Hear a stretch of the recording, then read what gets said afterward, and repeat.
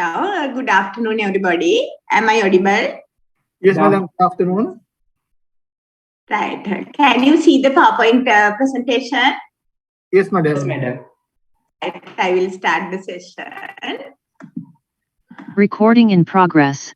This is the 10th session, and today I will be discussing about gender, sexuality, and articulating identities at work. Actually, Professor Udanga discussed 6 sessions, and up to now, I discussed 3 sessions. So altogether, we have discussed 9 sessions. Actually, we decided to upload all the recordings to the LMS.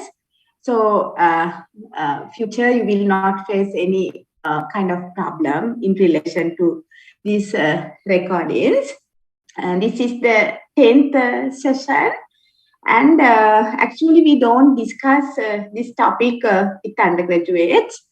But under the critical contemporary organizational behavior, this is a well-established topic, and all of you adults as well as experienced managers in organizations. So we decided to discuss this topic with you.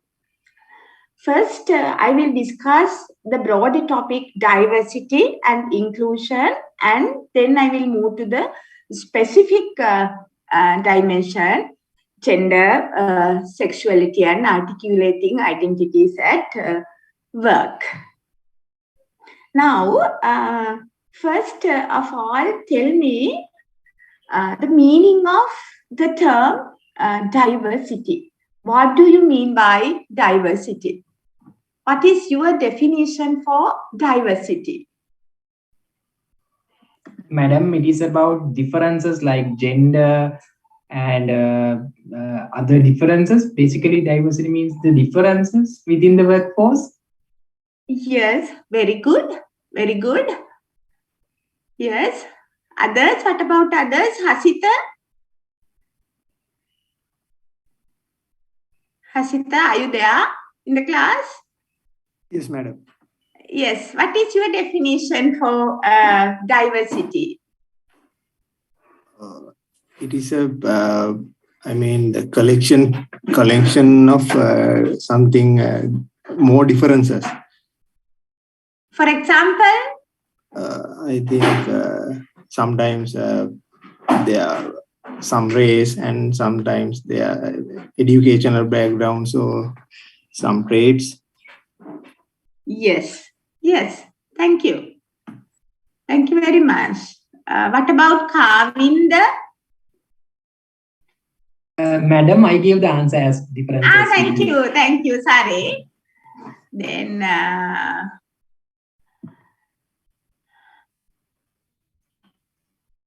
Lakmali Hemachandra. Lakmali, can you hear me? Yes, madam. Yeah, you're audible, madam. Yeah, I'm also with Kavinda, madam. It is difference between the people in some kind of a workforce, madam. Yes, yes, correct. All of you are correct. Actually, it is the state of being diverse, variety. It is the condition of having different teams of actually beings, as all of you explained. If we take biodiversity, right? If we take biodiversity, it is the variety of life on Earth. All of us know that this biodiversity, it is beautiful.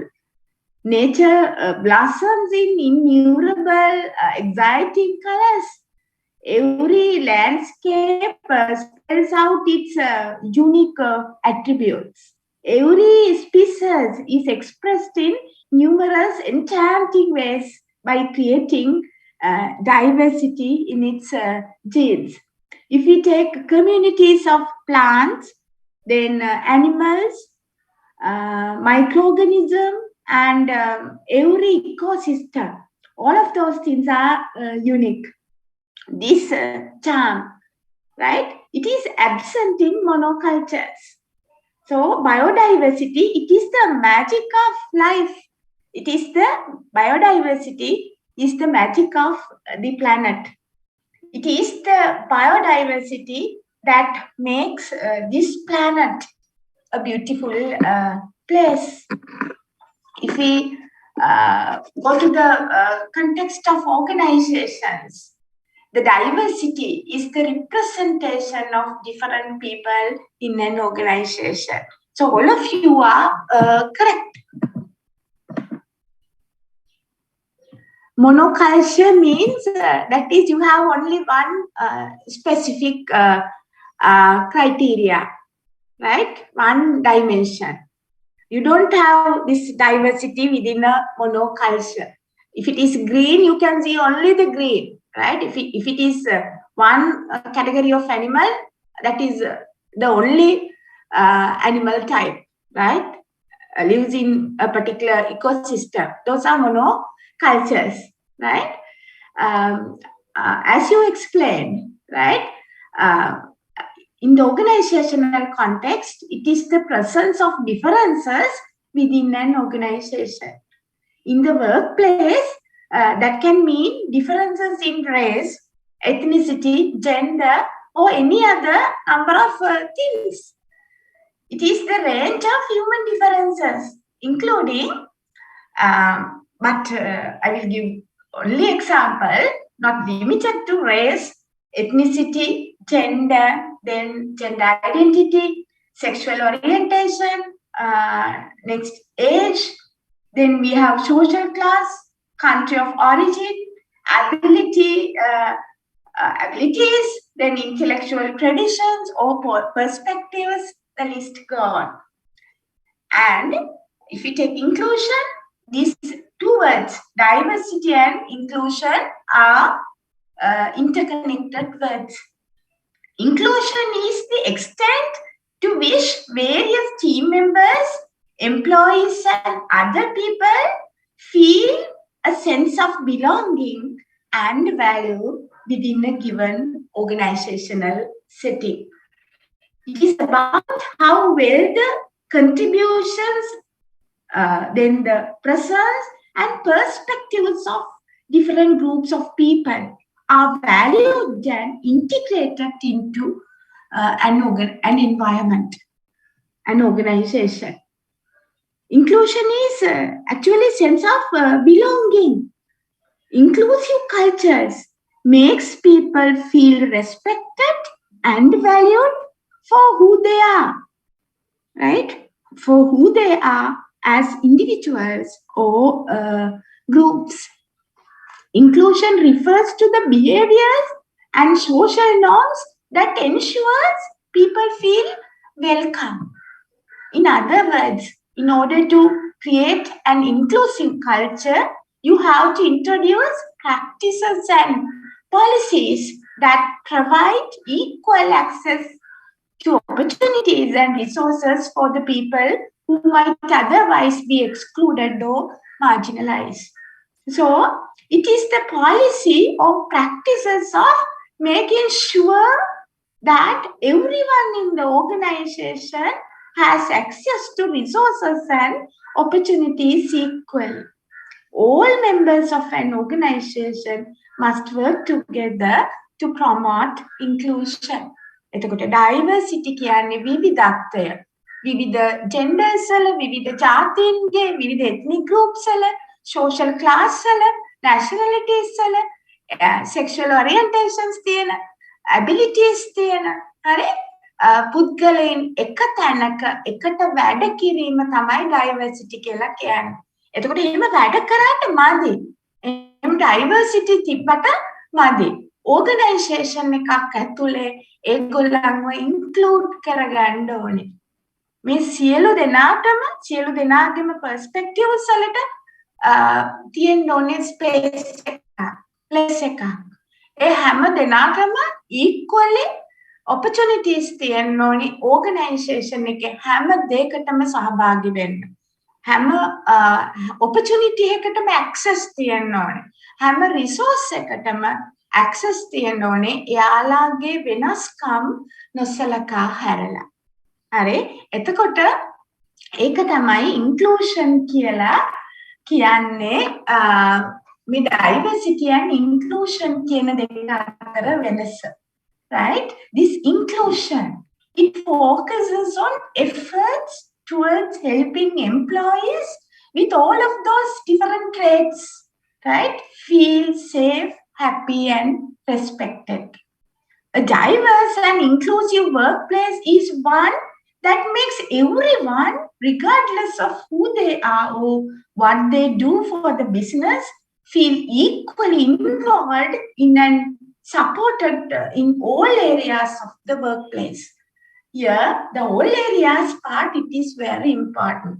එතකොට මේ inclusive workplace එකක් හදන්න නම්, diverse and inclusive workplace එකක් හදන්න නම් එයාලාගේ ගති ලක්ෂණ, එයාලගේ characteristics ඒ වගේ එයා ගිහිල්ලා එයාලට සමානව සම්බන්ධ වීමේ අවස්ථාවක් ලැබලා දීලා හැම ඒරියා එකකින්ම හරි එක පැත්තකින් විතරක් නෙමෙයි හැම ඇස්පෙක්ට් එකකින්ම equally involvement එකක් ගන්න ඕනේ මේ හැම group එකේම.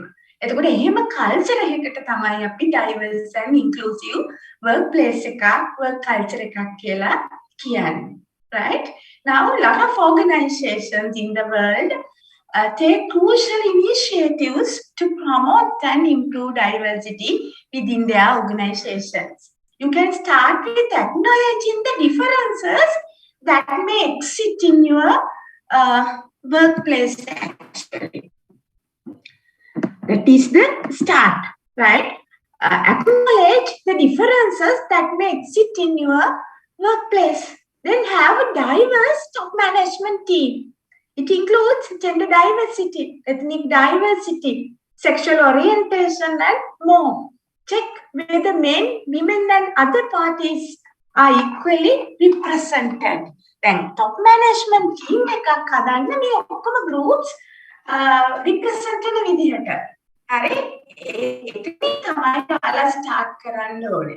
Acknowledge and honor multiple religious and other cultural practices within your organization and foster a company culture where every voice is welcome, heard, and respected. All members must feel a sense of connectedness to the company and its people. That make a hurry වැදගත්. දැන් ඔයාලා මේක feel කරලා තියෙ organization එක members ලා විදියට හැම member කෙනෙකුටම දැනෙන්න ඕනේ මම මේකේ part එකක් විදියට. මම මේකට අයිති විදියට. මේ අපි හැමෝම එකට connect වෙලා තියෙන්නේ. මම විතරක් වෙනස් මේ කෙනෙක් විදිහට නෙමෙයි. මම මෙතෙන්ට අයිති නෑ කියන හැඟීම කිසිම සේවකයෙකුට කිසිම හේතුවක් නිසා ඇති වෙන්න හොඳ නෑ. එතකොට එහෙම ඇති වෙන්නේ නැති කල්චර් එකක් තමයි ඔයා ඇති කරන්න ඕනේ. හරි? The employees need to feel free to express themselves based on their unique perspective. You have to create such an environment within your organization. Companies, they should make sure employees feel included there, respected, regardless of their age, gender, race, religion, sexual orientation, physical conditions, cultural backgrounds, or country of origin. Now, if we take our organization in the Sri Lankan context, our diversity is less comparatively to America and other Western countries, right? But in our organizations also, we can see diverse group of people, right, who comes from different social backgrounds, who speak different languages, from different functional areas, professional areas, from different religious and ethnic backgrounds, from different age groups, from different generations. All of them work together within the organization. So we have to manage, as managers, you have to manage that diversity and create opportunities equally for all the members of the organization. එතකොට අපි දැන් ඇමරිකාව වගේ රටක් ගත්තොත් එහෙම ඒගොල්ලන්ගේ diversity තාමත් ඉහළයි. හරි ඉන්දියාව ගත්තත් එහෙමයි. නමුත් අපේ එච්චර ලොකු diversity එකක් දකින්න හම්බෙන්නේ නැහැ. නමුත් අපේ organizations ඇතුලේ මේ diversity එක තියෙනවා. එක් වෙනස් gender groups වල, වෙනස් age groups වල, එක professional backgrounds වලින් එන, social backgrounds වලින් එන, ethnic groups, religious groups වල කට්ටිය අපේ organizations වලත් එකම තැනක වැඩ කරනවා. එතකොට කිසිම කෙනෙක්ව discriminate වෙන්නේ නැතුව එයාලව මේක ඇතුළට ගන්න ආර්ට් එක හරි ඔයාලා මැනේජර්ස්ලා විදියට ඉගෙන ගන්න ඕනේ right එතකොට ඒක ඉතාමත් වැදගත් මේ organizations වල diverse and inclusive environment එකක් create කරනකොට right always use non-discriminatory practices and policies within your organization.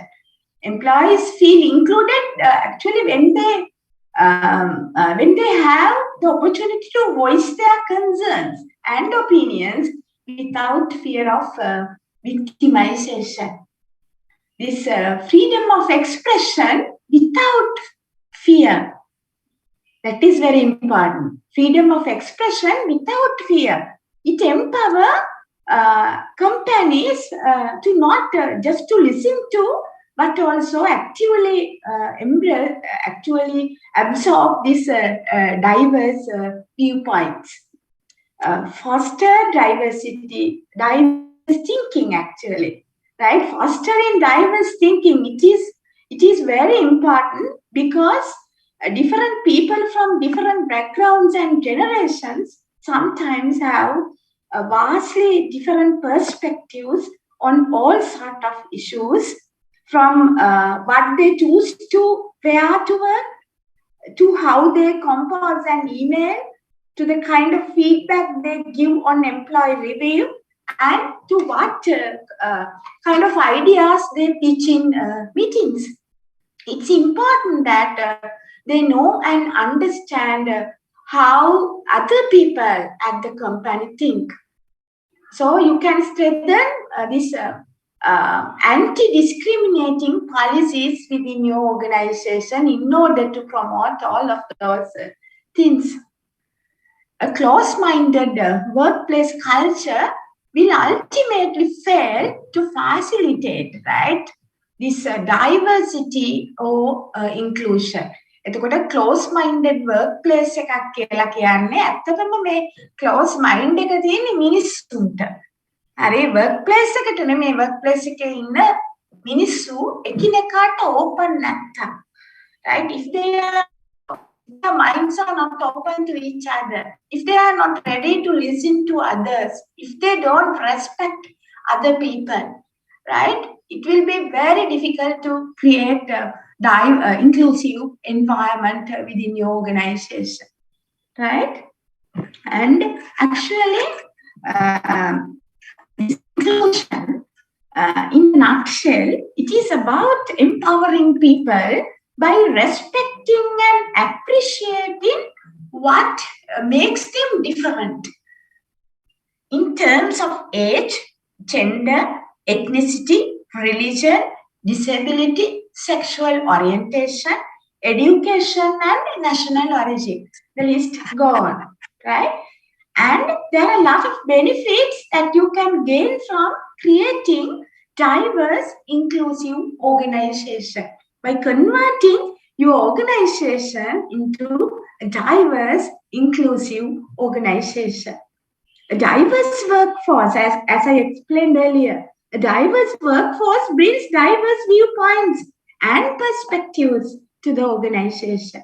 According to researchers, this benefits of workplace diversity and inclusion includes higher revenue, then more innovation, then better decision making, equal access to all everything, and being treated fairly, and then better performance than competitors, higher employee engagement, and reduce employee turnover. Actually, when employees feel accepted and valued, they are also happier in their workplace and stay longer with the company. as a result, companies with greater diversity in the actually workplace, they have a lower turnover. And companies that are dedicated to building and promoting diversity in the workplace, they are seen as good, more human, and socially responsible organizations, which ultimately create a better reputation for the organization and for their brands, right? It makes your organization look more interesting, right? So that is about diversity and inclusion. And we decided to select one topic, one dimension out of these dimensions, right? Sex, sexual orientation, and gender identity, right? So next I will move to gender and sexuality, right? Because actually we talked about all the other dimensions usually, right? Under different subjects, we talked about these generations, right? Ethnic differences, differences in religions, disability. We talked about the people who have different abilities, right? But we don't talk about this the impact of gender and the sexual orientation openly, right? So that's why we decided to discuss, to select this specific topic, right? Gender and sexuality. If we take these two, right, we assume these two concepts are related to each other. But in reality, they are separate and distinct.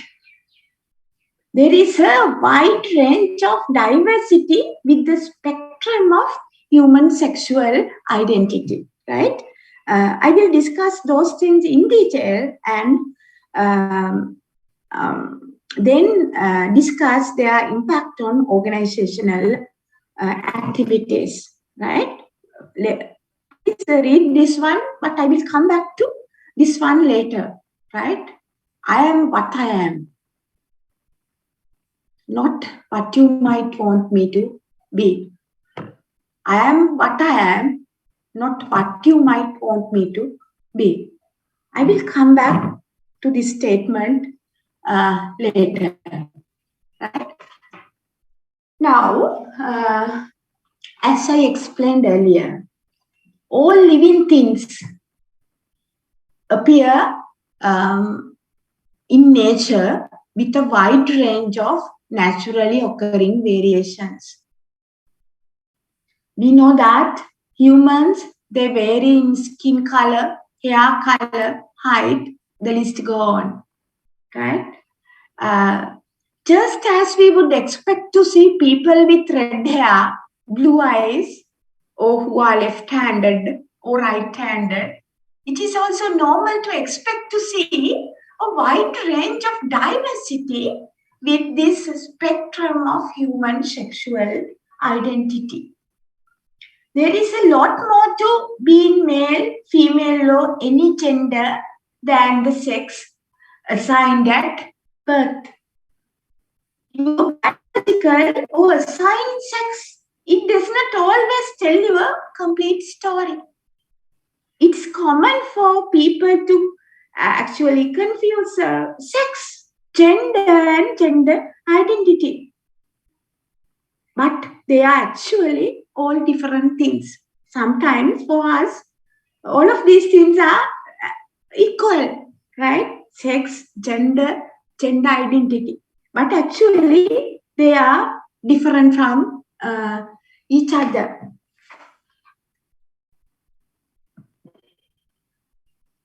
Let me explain a few concepts in relation to sexuality and gender. First one, biological sex. Biological sex. It is a label, male or female, that you are assigned by a doctor at birth based on your internal and external sex organs. It goes on your birth certificates. When someone's sexual and reproductive anatomy doesn't seem to fit the typical definition of female or male, they may be described as intersex. දැන් ඔයාලා ඉපදුනහම දරුවෝ ඉපදුනහම doctor ඔයාගේ මේ sex organs දිහා බලලා ඔයා තීරණය කරනවා ඔයා ගර්ල්ද බායිද. හරි? එහෙම නැති අය මේ දෙක අතර මැද්දේ කට්ටියට වැටෙනවා intersex. Actually, having only two options, biological male or biological female, might not describe what's going on inside the person's body.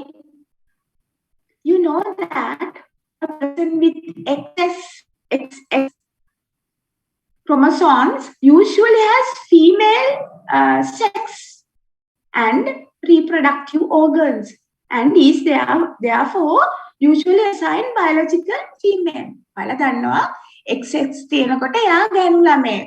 හරි? අනිත් අතට XY ආවම a person with XY usually has male sex and reproductive organs and is therefore actually assigned biological male. And when it comes to intersex people, they do not fit typically binary notions of male or female bodies. Intersex is a person who is born with a combination of male and female biological traits.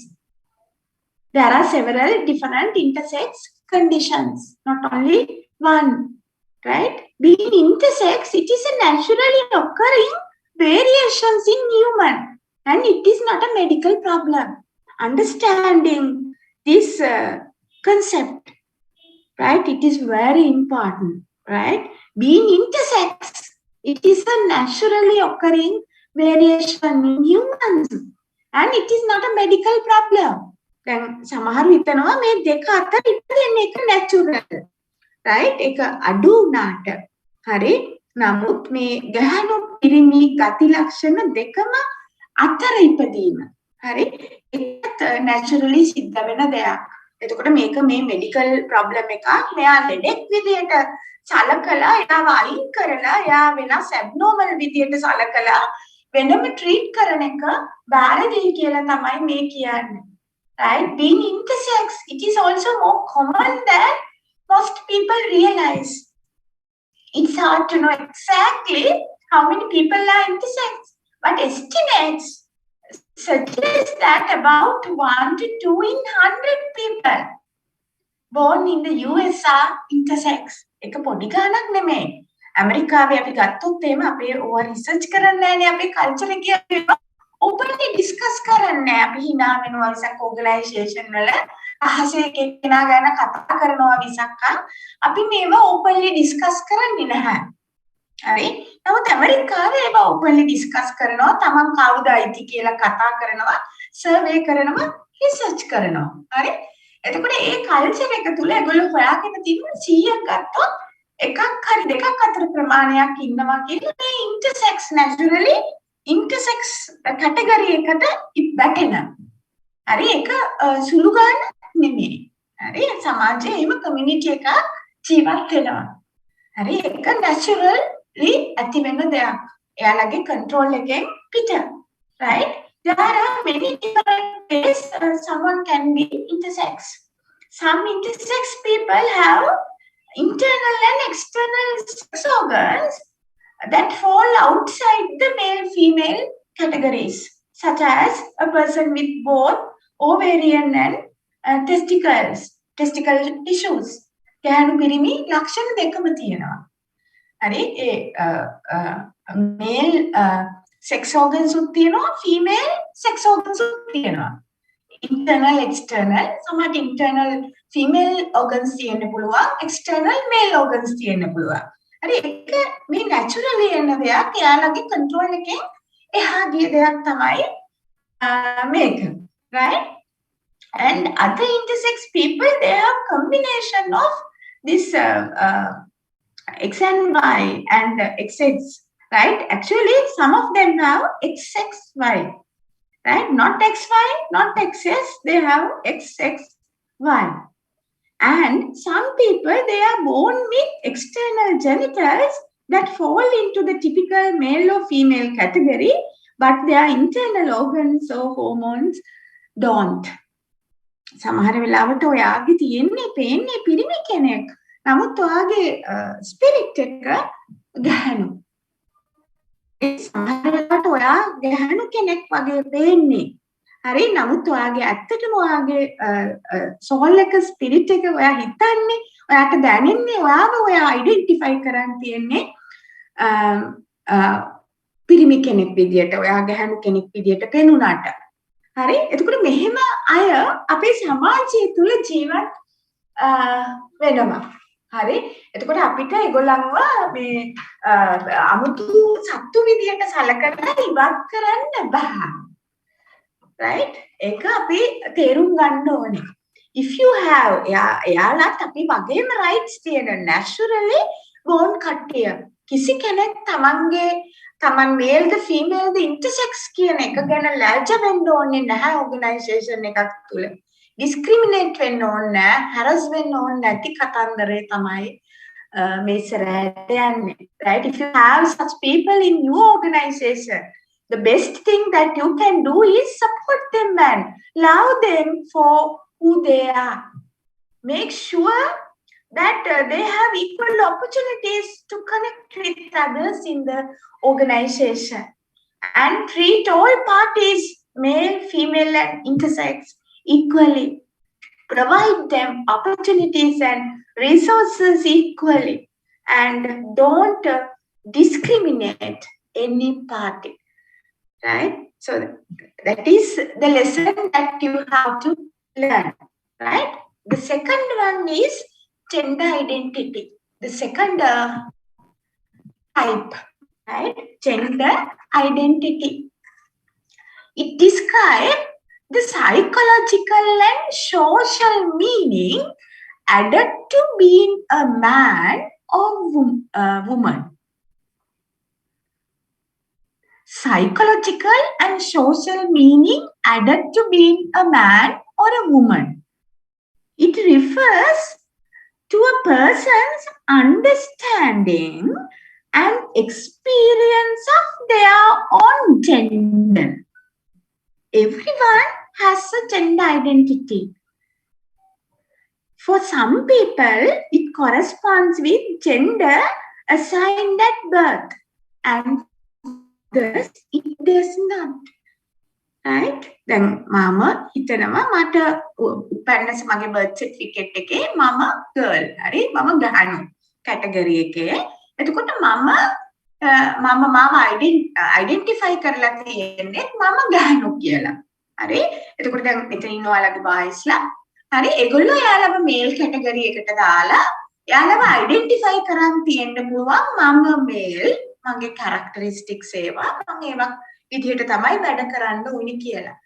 හරි නමුත් එහෙම නොවෙන අයත් වෙනම identity හදාගත්ත කට්ටිය ඉන්න පුළුවන්. හරි එතකොට මේ ඒක ගැන කතන්දරේ තමයි අපි මේ කතා කරන්න යන්නේ. Gender identities that differ from sex assigned at birth.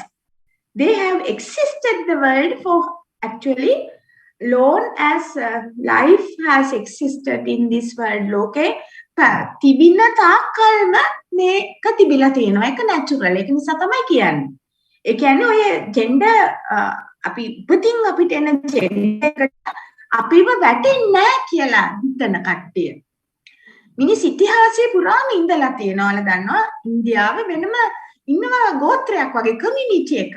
හරි ඇමරිකාවේ සමහර රටවල් වල මේ aborigines අතරේ හරි මේ two spirited, I will discuss it later, right? ඒගොල්ලෝ ගැන කතා කරලා තියෙනවා ඉතිහාසයේ පුරාම මේ වෙනස් gender identities තියෙන අය ගැන.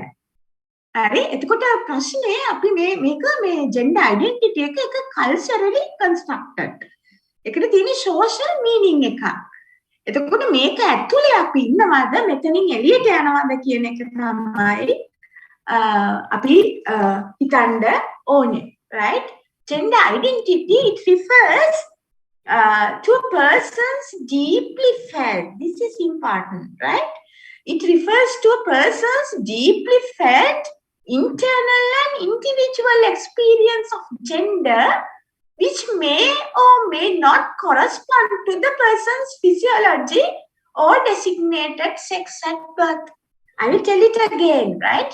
This gender identity, it refers to a person's deeply felt internal and individual experience of gender, which may or may not correspond to the person's physiology or designated sex at birth.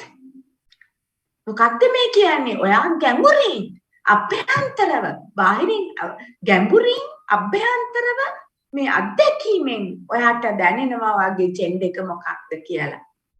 හරි? ඒක may or may not correspondent to the person's physiology or designated sex at birth.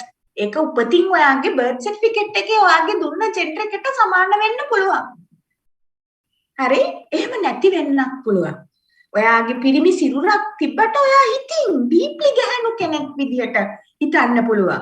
ගැහණු සිරුරක් වෙලා හිටියට ඔයා පිරිමි කෙනෙක්ගේ identity එකක් ඔයාට තියෙන්න පුළුවන්. හරි ඔයා articulate කරලා තියෙන identity එක පිරිමි කෙනෙක් වෙන්න පුළුවන්. ඊට වෙනස් දෙයක් වෙන්නත් පුළුවන්. Right? Actually this it is the sense of being a woman, a man, both, neither, or anywhere along the gender spectrum. Right? It is their sense of being a woman, a man, both, neither, or anywhere along the gender spectrum. එතකොට අර fully male වල ඉඳලා fully female දක්වා ඕනම තැනක මේ පුද්ගලයෙක් ඉන්න පුළුවන් naturally. Right? මේ දෙකම තියෙන්න පුළුවන්, දෙකම ලක්ෂණ. ඔය දෙකටම අයිති නොවෙන්නත් පුළුවන්. අපි හිතන්නේ නෑනේ මෙයා ගෑනුත් නෙමෙයි පිරිමිත් නෙමෙයි එහෙමයි ඉන්න පුළුවන්ද කියලා පුළුවන්. ඒක තමයි naturally, ඒක තමයි biological එන argument එක. Right? As I explained earlier, it is socially constructed. Right? There are some people who question their gender identity and may feel unsure of their gender and may believe they are not of the same gender as their biological sex or physical body.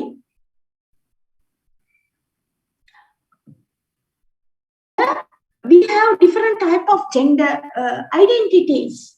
First one, masculine or maleness. Masculine. It means having qualities or appearance traditionally associated with men. සාමාන්‍ය සම්ප්‍රදායිකව මේ මිනිසු ගාව පිරිමි ගාව තියෙන මේ පිරිමි ගති ඒවා තමයි masculine characteristics කියලා කියන්නේ. It is set of attributes, behavior and roles associated with men and boys. It is socially constructed and influenced by both cultural and biological factors. However, it is different from the biological male sex because anyone can exhibit masculine traits. Even the females, right? Women can exhibit these masculine traits. In some communities, women show masculine characteristics and behaviors.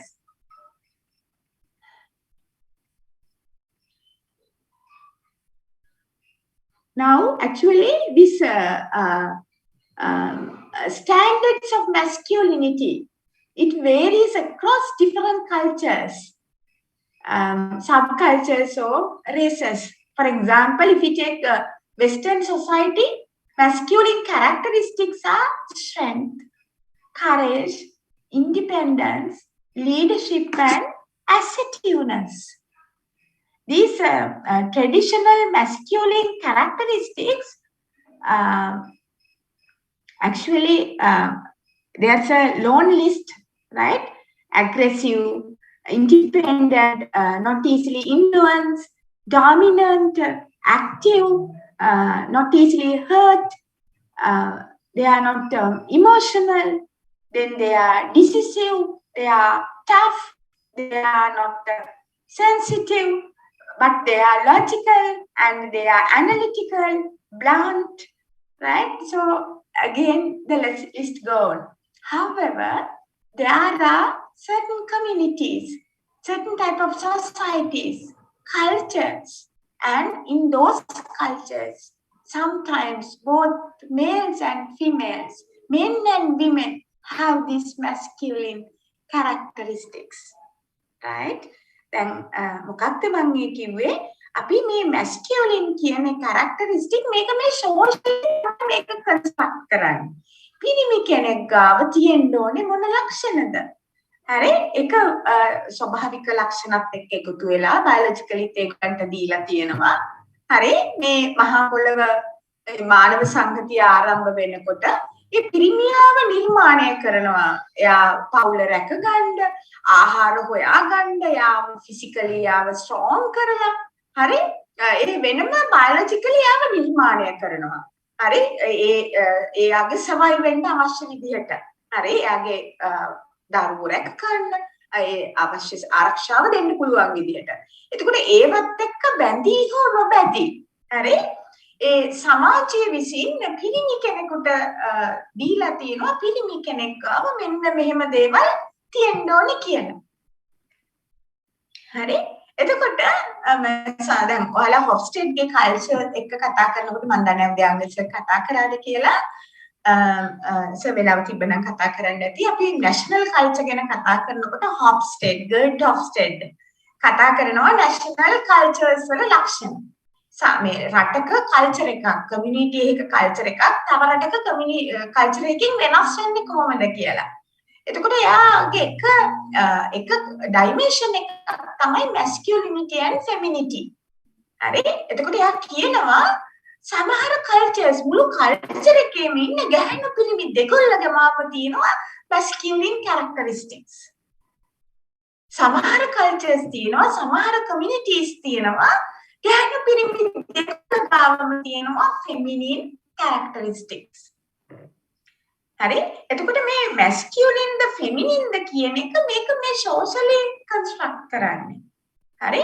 ඒකේ හැබැයි මේ biological factors වලත් cultural factors වලත් මේ බලපෑමක් තියෙනවා. හරි?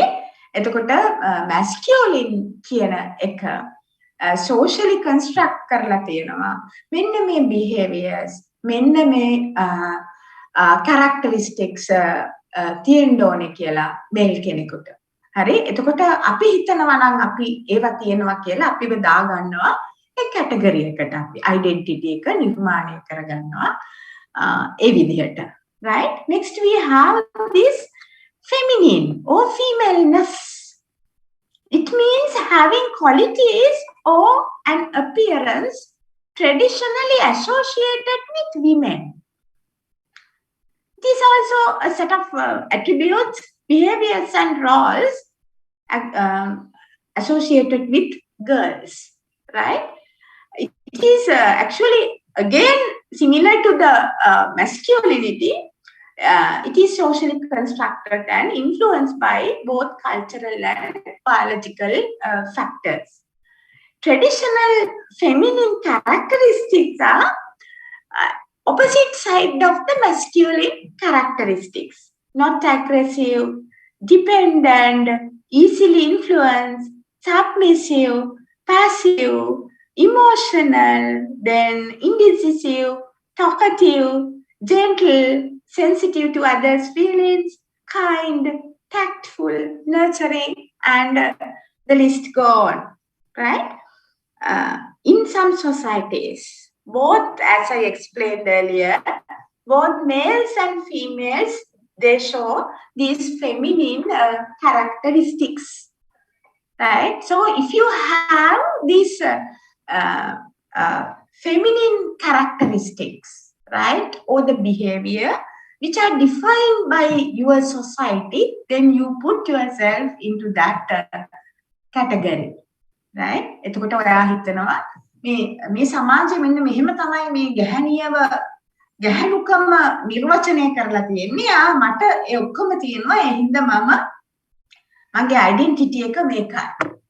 හරි? එතකොට මේ විදිහට අපි අපේ ඩෙන්ටිටි එක හදා ගන්නවා ඒ සමාජයේ එකට දීලා තියෙන ඩෙෆිනිෂන් එක විදිහට. Now look at the other one. Spirited. Two-spirited. Actually, this term, it is an aboriginal term for an individual who possesses both male and female spirit and is thus neither male or female. මේ aborigines ලා හිතුවේ මේ ආත්ම දෙකක් එක්ක ඉපදෙන්නේ කියලා. මම එක වරට ඉස්සර වෙලා කිව්වේ මේක මේ මිනිස් සංහතිය ආරම්භ වෙච්ච දවසේ ඉඳලම මේක නැතිලා තියෙනවා. අපි මේ ලංකාවේ අපි බුරෙන් කතා කරලා මේ දැන් තමයි මේව එලිපිට කතා කරන්නේ. ඉතින් අපේ කල්චර් එකේ නෑ වගේ තමයි අපිට දැනුනේ. නමුත් ඔයාලා අපි ජීවත් වෙන මේ සමාජයේ අපි වැඩ කරන සංවිධානවල මේගොල්ලෝ ඉන්නවා. හරි?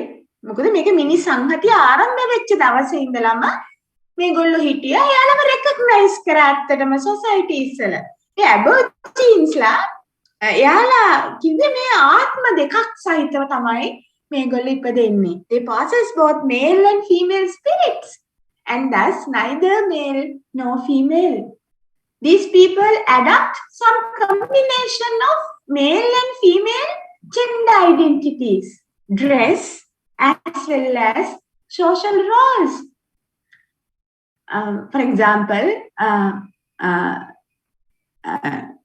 gay, lesbian, or transgender, right? All of them comes under this two-spirited category, right? And actually, this term two-spirited, it does not refer to a specific gender. And instead, it represents a wide variety of people who don't fit in with the traditional gender binary. අර male female දෙකට වැටෙන්නේ නැති මේ සියලුම දෙනාව හඳුන්වන්න තමයි මේ two spirited කියන word එක පාවිච්චි කරන්නේ. It is similar to transgendered, right? It is an umbrella term which covers a lot of parties, right? If I take this transgendered, it is again an umbrella term referring to people with diverse gender identities and expressions that differ from stereotypical gender norms. It includes, but is not limited to people who identify themselves as transgender, actually trans woman, trans man. Then we have lot of other categories, right? Non-conforming, right? Cross-dressing, gender queries, right? The list go on. එතකොට මේ transgender කියන්නේ ඇත්තටම අර අපි ඉස්සෙල්ලා කතා කරපු male female ඒ binary එකට වැටෙන්නේ නැති ඔක්කොමලව cover කරන group එකක් මේ umbrella term එකක්. හරි? එතකොට ඒගොල්ලන්ව අර සමාජයේ තියෙන strict gender norms ඇතුලේ යාලා නැහැ. Right? When we are born, a doctor usually says that we are male or female, right? Based on what our bodies look like, right? I talked about this earlier also. Most people who were labeled male at birth turn out to actually identify as men. And most people who were labeled female at birth grow up to women, right? That's what happened normally. But some people's gender identity, actually their innate knowledge of who they are, it is different from what was initially expected when they were born. Most of these people describe themselves as transgender. දැන් උපදිනකොට අපි හුඟක් අයට හරි බහුතරයකට සමාජයේ අපි ගැහැණු විදියට ඉපදුනා නම් අපි ගැහැණු විදියටම ඩෙන්ටිටි එක හදාගෙන යනවා. හරි පිරිමි විදියට ඉපදුනහම ඒ ඩෙන්ටිටි එක හදාගෙන යනවා. නමුත් සමාජයේ එක කොටසක් තියෙනවා මේ gender identity එක, right? The innate knowledge of who they are, right? It is different from what was initially expected when they were born. අර උපදිනකොට යාලා ඉපදුණු කැටගරි එකේ ඇතුලේ නෙමෙයි යාලා ඉන්නේ. යාලට deeply යාලා believe කරන්නේ නැහැ යාලා මේක මේ පිරිමි කියලා, පිරිමි කෙනෙක් නම් පිරිමි කියලා, ගැහැණු කෙනෙක් නම් ගැහැණු කියලා. යාලාගේ ජීවිතයේ තුල තියෙනවා යාලා කුඩුවකට දාලා හිර කරා වගේ. හරි පිරිමි සිරුරක් ඇතුලේ ජීවත් වෙන ගැහැණියක් හෝ ගැහැණු සිරුරක් ඇතුලේ ජීවත් වෙන පිරිමියෙක් හෝ ඊට වඩා වෙනස් තැනක මේ සෙක්ස් ස්පෙක්ට්‍රම් එකේ වෙනස් තැනක ඉන්න කෙනෙක් විදියට එයාට එයාගේ ලයිෆ් එක පුරාම දැනෙනවා. right? Actually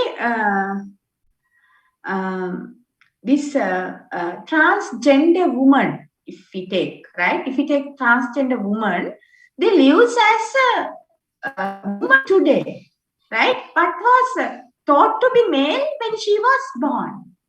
And if we take this transgender man, he lives as a man today, but was thought to be female when he was born. Kedenokota hitena ගැහැණු කෙනෙක් කියලා. Right? Some transgender people, they identify as neither male nor female, or as a combination of male and female. There are a variety of terms that people who are not entirely male or entirely female used to describe their gender identity, right? Like non-binary or gender queer.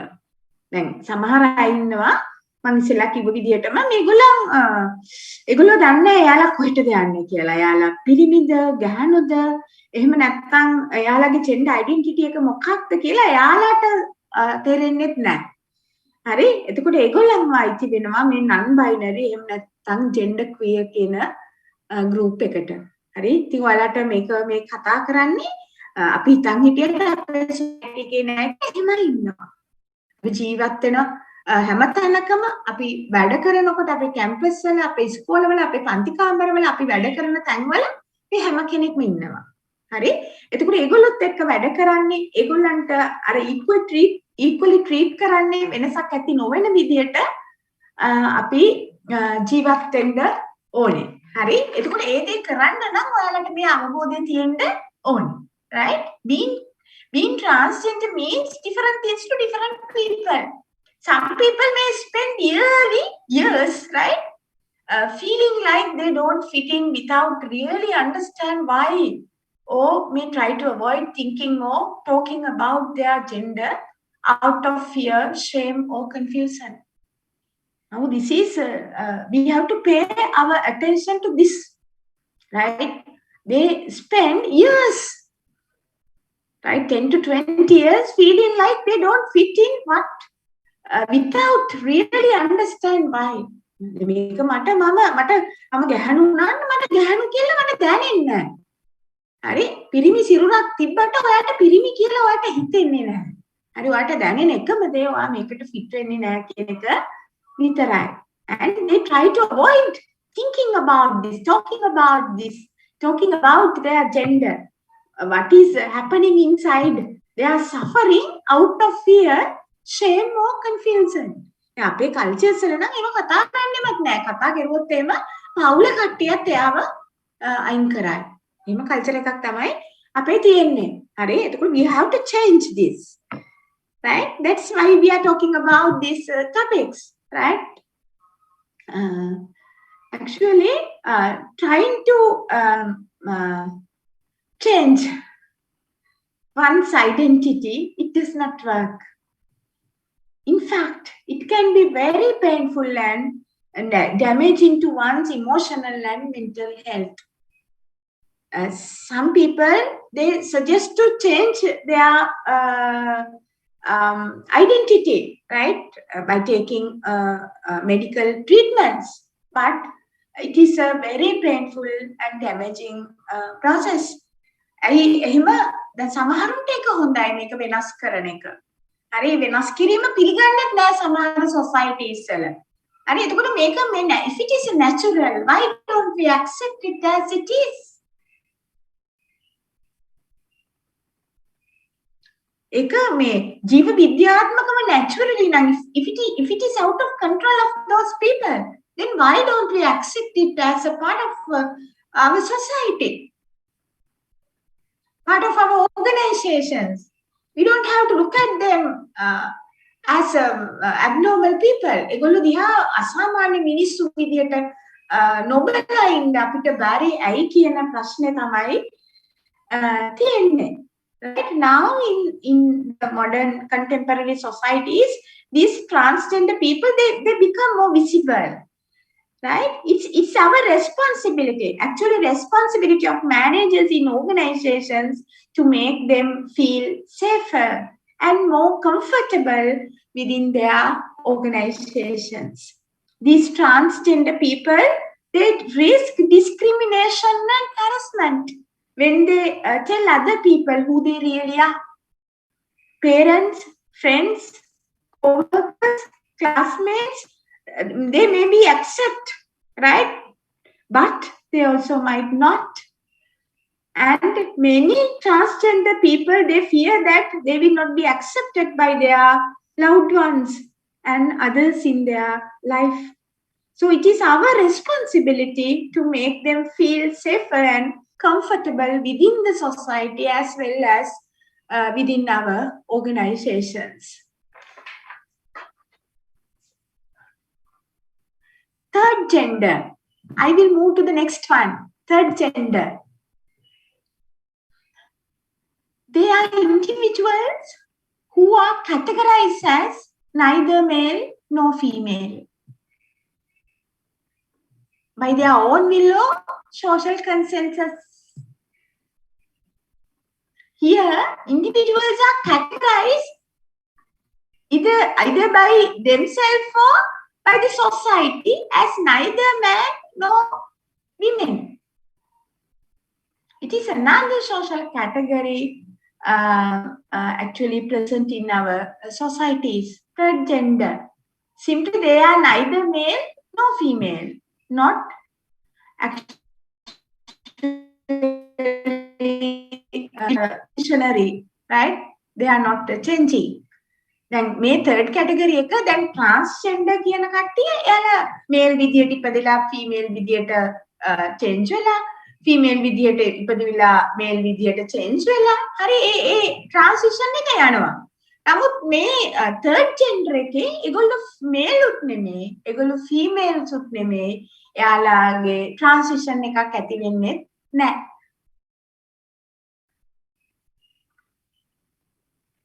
They are a different gender altogether, right? And finally, we have this androgyne. Androgyne. Here, andro refer to male, right? Gene refers to women. If you take this term, it's a combination of two terms, andro and gene, right? Androgyne. Andro means maleness. And gene means women. So it's a combination of feminine and masculine characteristics. This gender type falls between masculine and feminine. It mixes masculinity and femininity. All of these types, right? All of these masculine characters, feminine characters, two-spiriters, transgender, though third gender, or androgyny. All of these people, they live with us and work with us in our organization. Sometimes we discriminate them, treat them negatively, intentionally or not, because of their gender identity or gender expression. These actions, right, or harassment can be direct and obvious or subtle and hidden, but harmful just the same. It can also happen on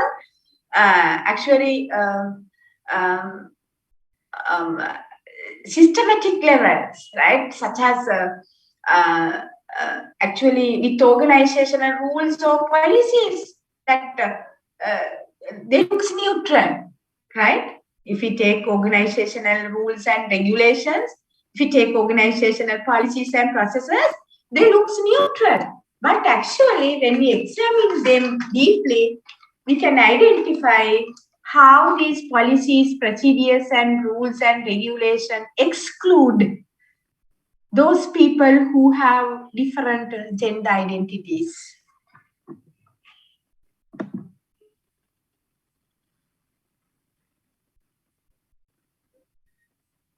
Yes, now we have a question. Two-spirited, transgender, third gender, and androgyny, are these concepts very similar? Actually, if we take these two-spirited and transgender, they are similar, right? Both terms, right? They both terms are umbrella terms which describe people who do not belong to these male or female groups, right? But if we take the third gender and the androgyny, they are not exactly similar to the transgendered and two-spirited. They are one group, right? One category which comes under transgendered or two-spirited, right? දැන් මෙතන third gender කියලා කියන්නේ මේ දෙකටම වැටෙන්නේ නැති කට්ටිය. හරි? Androgyny කියලා කියන්නේ masculine and feminine characteristics දෙකම තියෙන කට්ටිය. හරි? එතකොට මේ දෙගොල්ලම male category එකට වැටෙන්නෙත් නැහැ, female category එකට වැටෙන්නෙත් නැහැ. ඒ හින්දා මේ transgendered and two-spirited කියන umbrella terms වල විවිධ groups එනවා. ඒ groups වලින් එක group එකක් තමයි මේ දෙක represent කරන්නේ. ඒ හින්දා අපිට මේ හතරම exactly similar කියලා කියන්න බෑ. Right? And actually, we were talking about how to treat these people.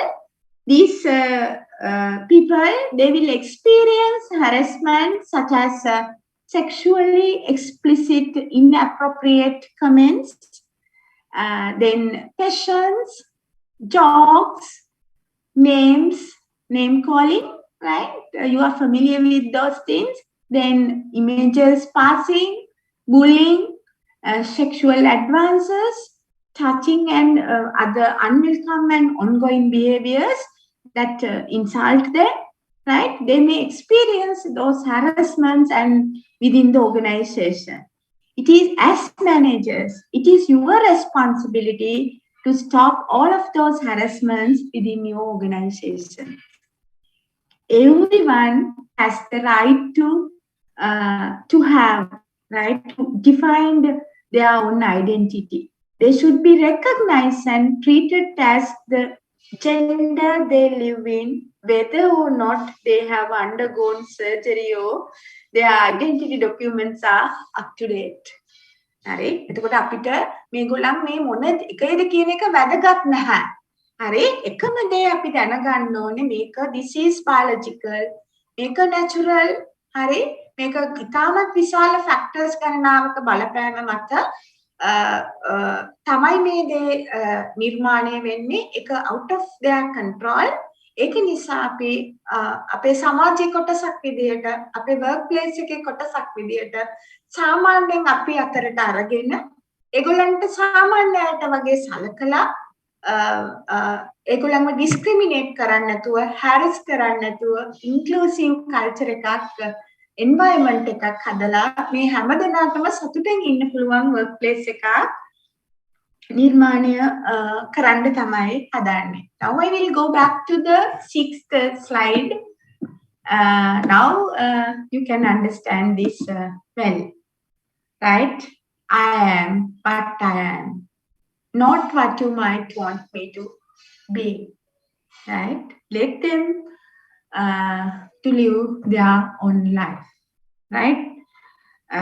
Don't try to give definitions for others' lives. අනිත් අයගේ ජීවිතවලට define කරන්න යන්න එපා තමන්ගේ standards වලින්.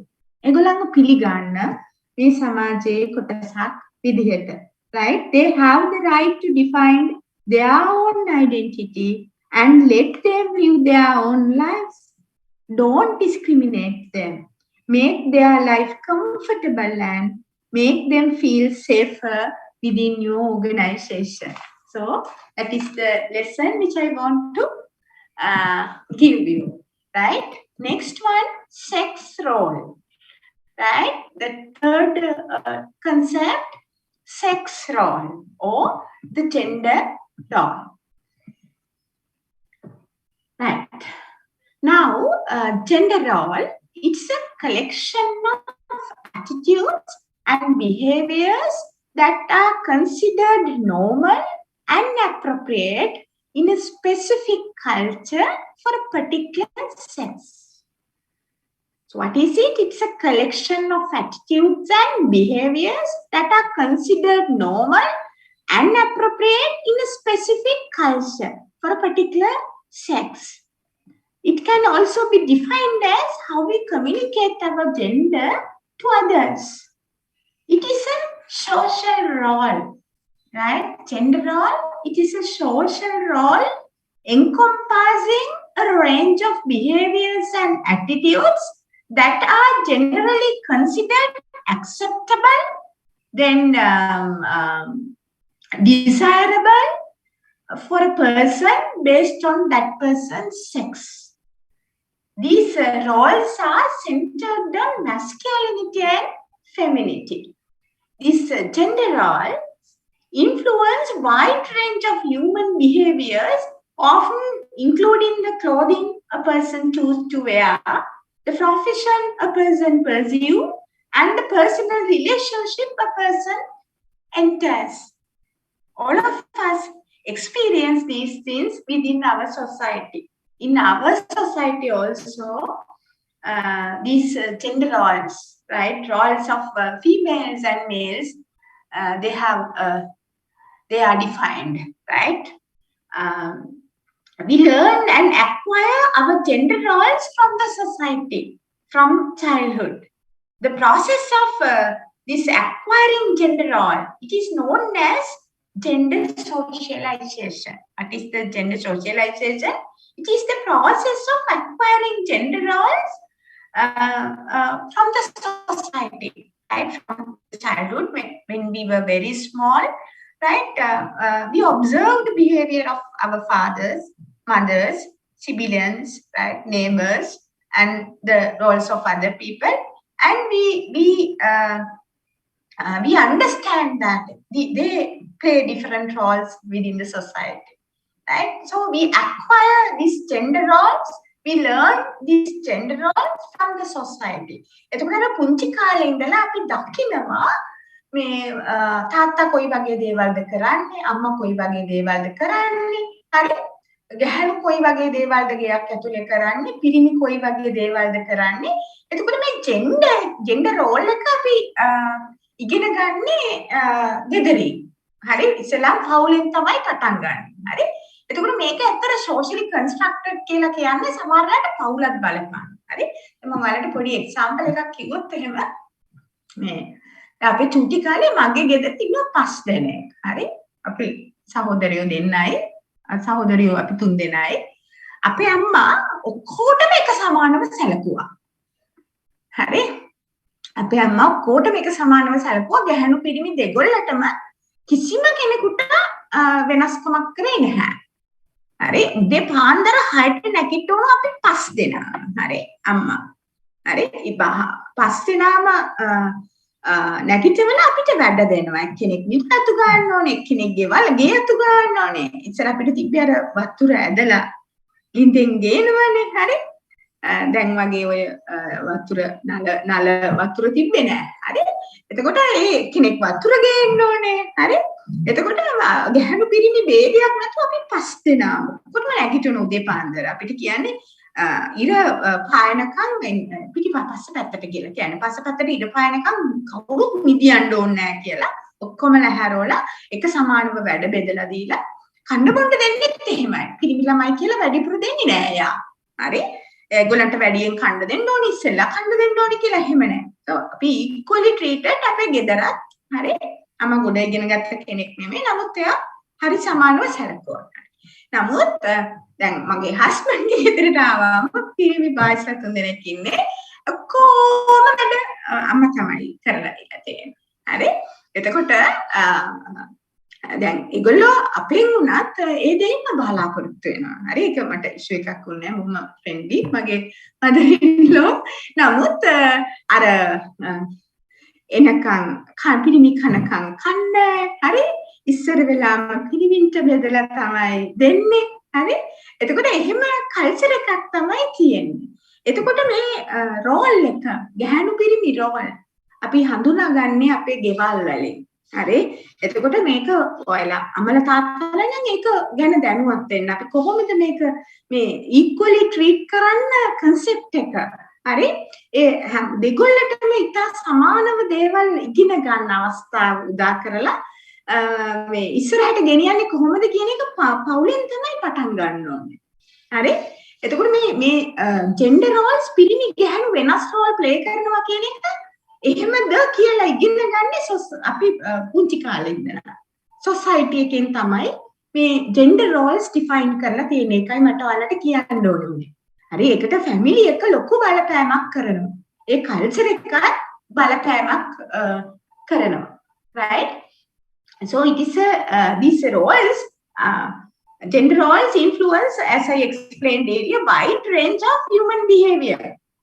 The clothing a person chooses, right? It is also defined determined by the society. ගැහණු කෙනෙක් නම් කොහොමද අඳින්න ඕනේ? හරි? පිරිමි කෙනෙක් නම් කොහොමද අඳින්න ඕනේ? The profession a person pursue, our jobs, right? There are suitable jobs for females within our cultures.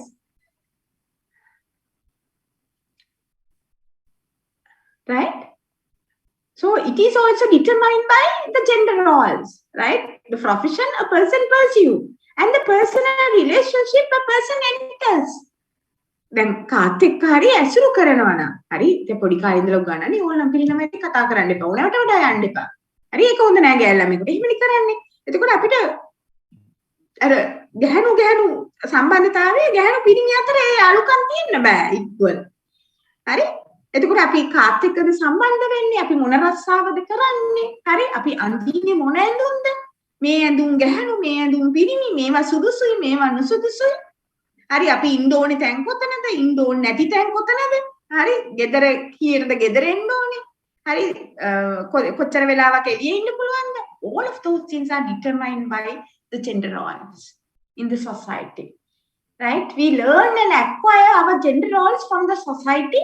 And as I explained earlier, it is the name of that process is gender socialization. Right? Now, in some societies, in certain societies, they have gender-specific education. High professional qualification is important only for the men. Right? The workplace, if you take the workplace, it is not the primary area for women. And careers and professional advancement, those things are actually for men, right? And those things are not important for women, right?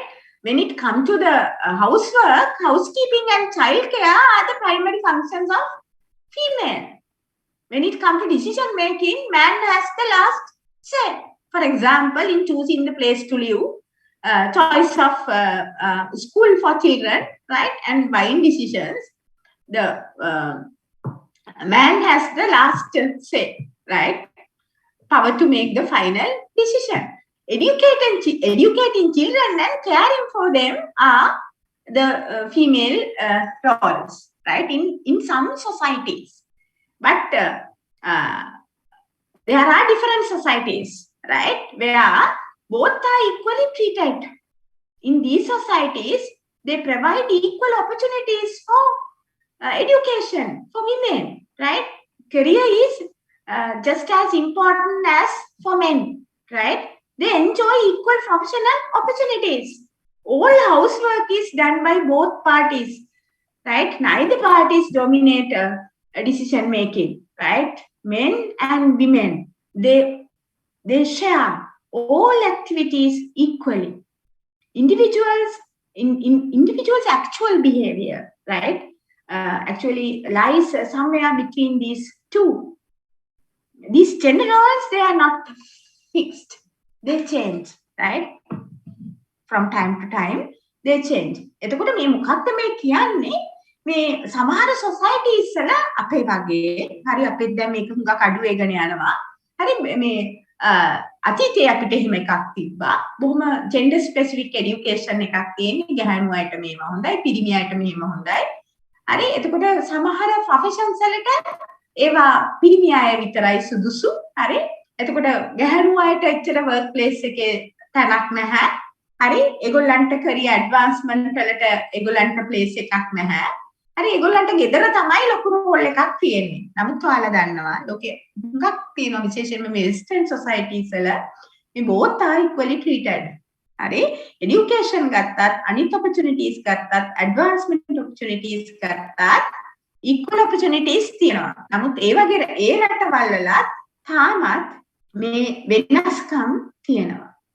හරි එතකොට ඇත්තටම බැලුවොත් එහෙම මේකේ මේ end දෙකෙන් මැද්ද තමයි තියෙන්නේ. හරි තනීකරම ගැහණු අයව ඩිස්ක්‍රිමිනේට් කරන්නෙත් නැහැ. තනීකරම ජෙන්ඩර් පිරිමි අයව නිදහසත් නැහැ ගැහණු අයට. මේ දෙක අතරේ තමයි මේ දේ තියෙන්නේ. Right?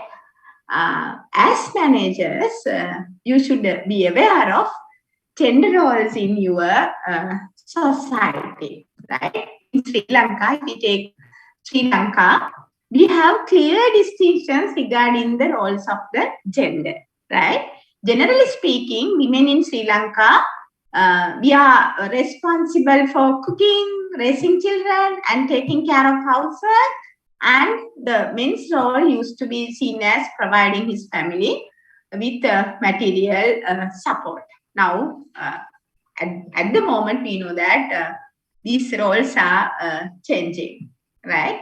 In comparison to other countries in our region, Sri Lanka rank well on several gender equality indices. However, globally, if we take global indices, Sri Lanka rank relatively low on gender equality indices. Since the economic liberation in 1977, large number of Sri Lankan women have entered the labor market and engaged in income generating activities. This process, it has a profound impact on gender and gender role in Sri Lanka. Actually, it changed gender roles in Sri Lanka, within the Sri Lankan culture.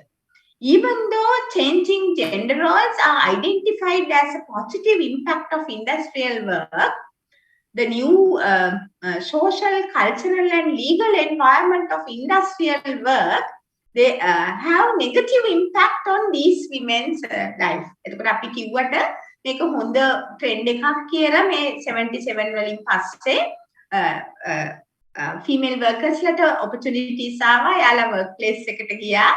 හරි ලොකු change එකක් වුණා gender Rolls වල ගැහණු කෙනා ගෙදරටත් රට ඉකොනොමියකටත් ලොකු contribution එකක් දෙන්න පටන් ගත්තා. නමුත් ඒ ජෙන්ඩර් රෝල් එක ඩිෆයින් කරපු ආකාරය වෙනස් වුණත් සමාජයේ මේගොල්ලෝ මේ වැඩ කරන ස්ථානවල ඒ සෝෂල් කල්චරල් ලීගල් එන්වයරන්මන්ට් එකේ ලොකු චේන්ජ් එකක් වෙලා නැහැ.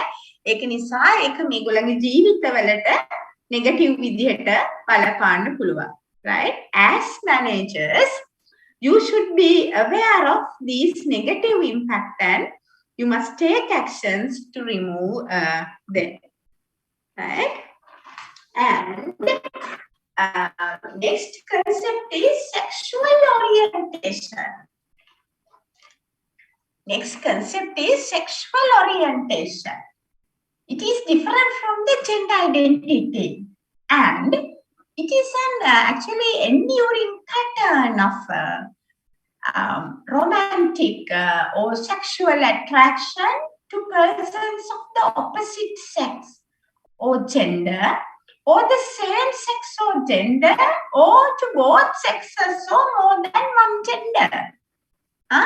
Sexual orientation is determined by a pattern of romantic, sexual and emotional attractions felt by an individual toward members of the same sex, the opposite sex or all sexes.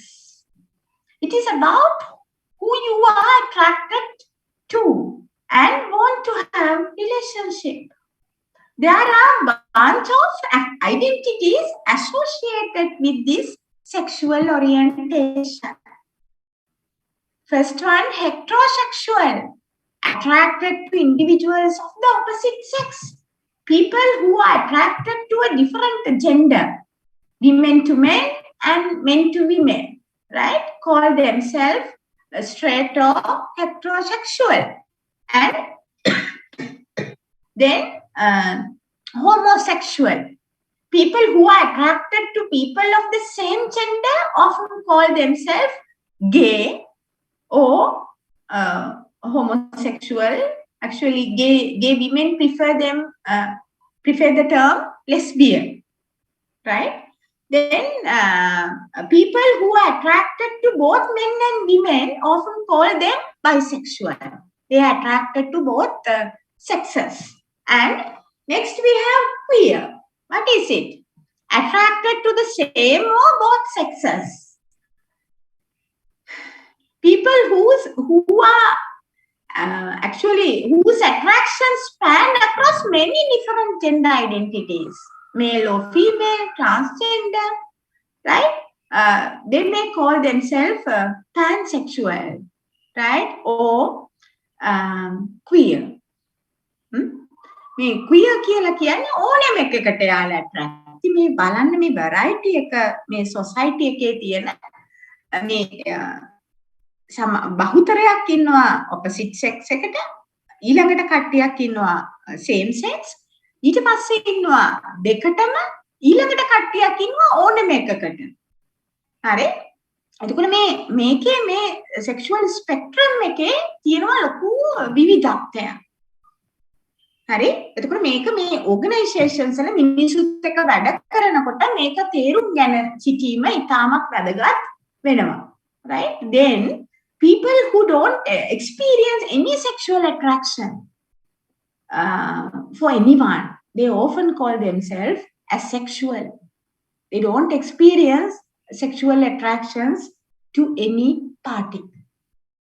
People with a variety of sexual orientations may not be comfortable sharing information about their personal life for fear that they will be treated differently because of it. ඒක කවුරුත් ඔයාලා දන්නවා මේව ගැන කතා කරන්නේ නෑනේ අපි. හරි? දැන් සමහරවිට ඔයාලා බලාපොරොත්තු වෙන්නේ නැතුව ඇති. මම මෙහෙම දේවල් මේව නම් කතා කරන්න පුළුවන් අපි වැඩිහිටියෝ විදියට. මෙහෙම දේවල් අපි සාකච්ඡා වෙන්නේ නැහැ සමාජයේ. හරි? ඒතකොට මේක හොඳද නරකද කියලා කාට හරි ආගියු කරන්නත් පුළුවන්. නමුත් මම දන්නවා ඔයාලා ඔක්කොම එඩියුකේටඩ්. හරි? ඔයාලා මේ මම කියන්නේ මොකක්ද කියලා දන්නවා. මේකේ අදහස් කරන්නේ මම මේ සංස්කෘතියට අයිති නැති මේවා පිළිගන්න ඕනේ. ඒක නෙමෙයි අදහස් කරන්නේ. හරි?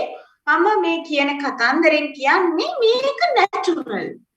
හරි ඒක අපි තේරුම් ගන්න ඕනේ. අපි ජීවත් වෙනවා මේගොල්ලොත් එක්ක මිනිස් ඉතිහාසය ආරම්භ වෙච්ච දවසේ ඉඳලා මේගොල්ලෝ ඉන්නවා.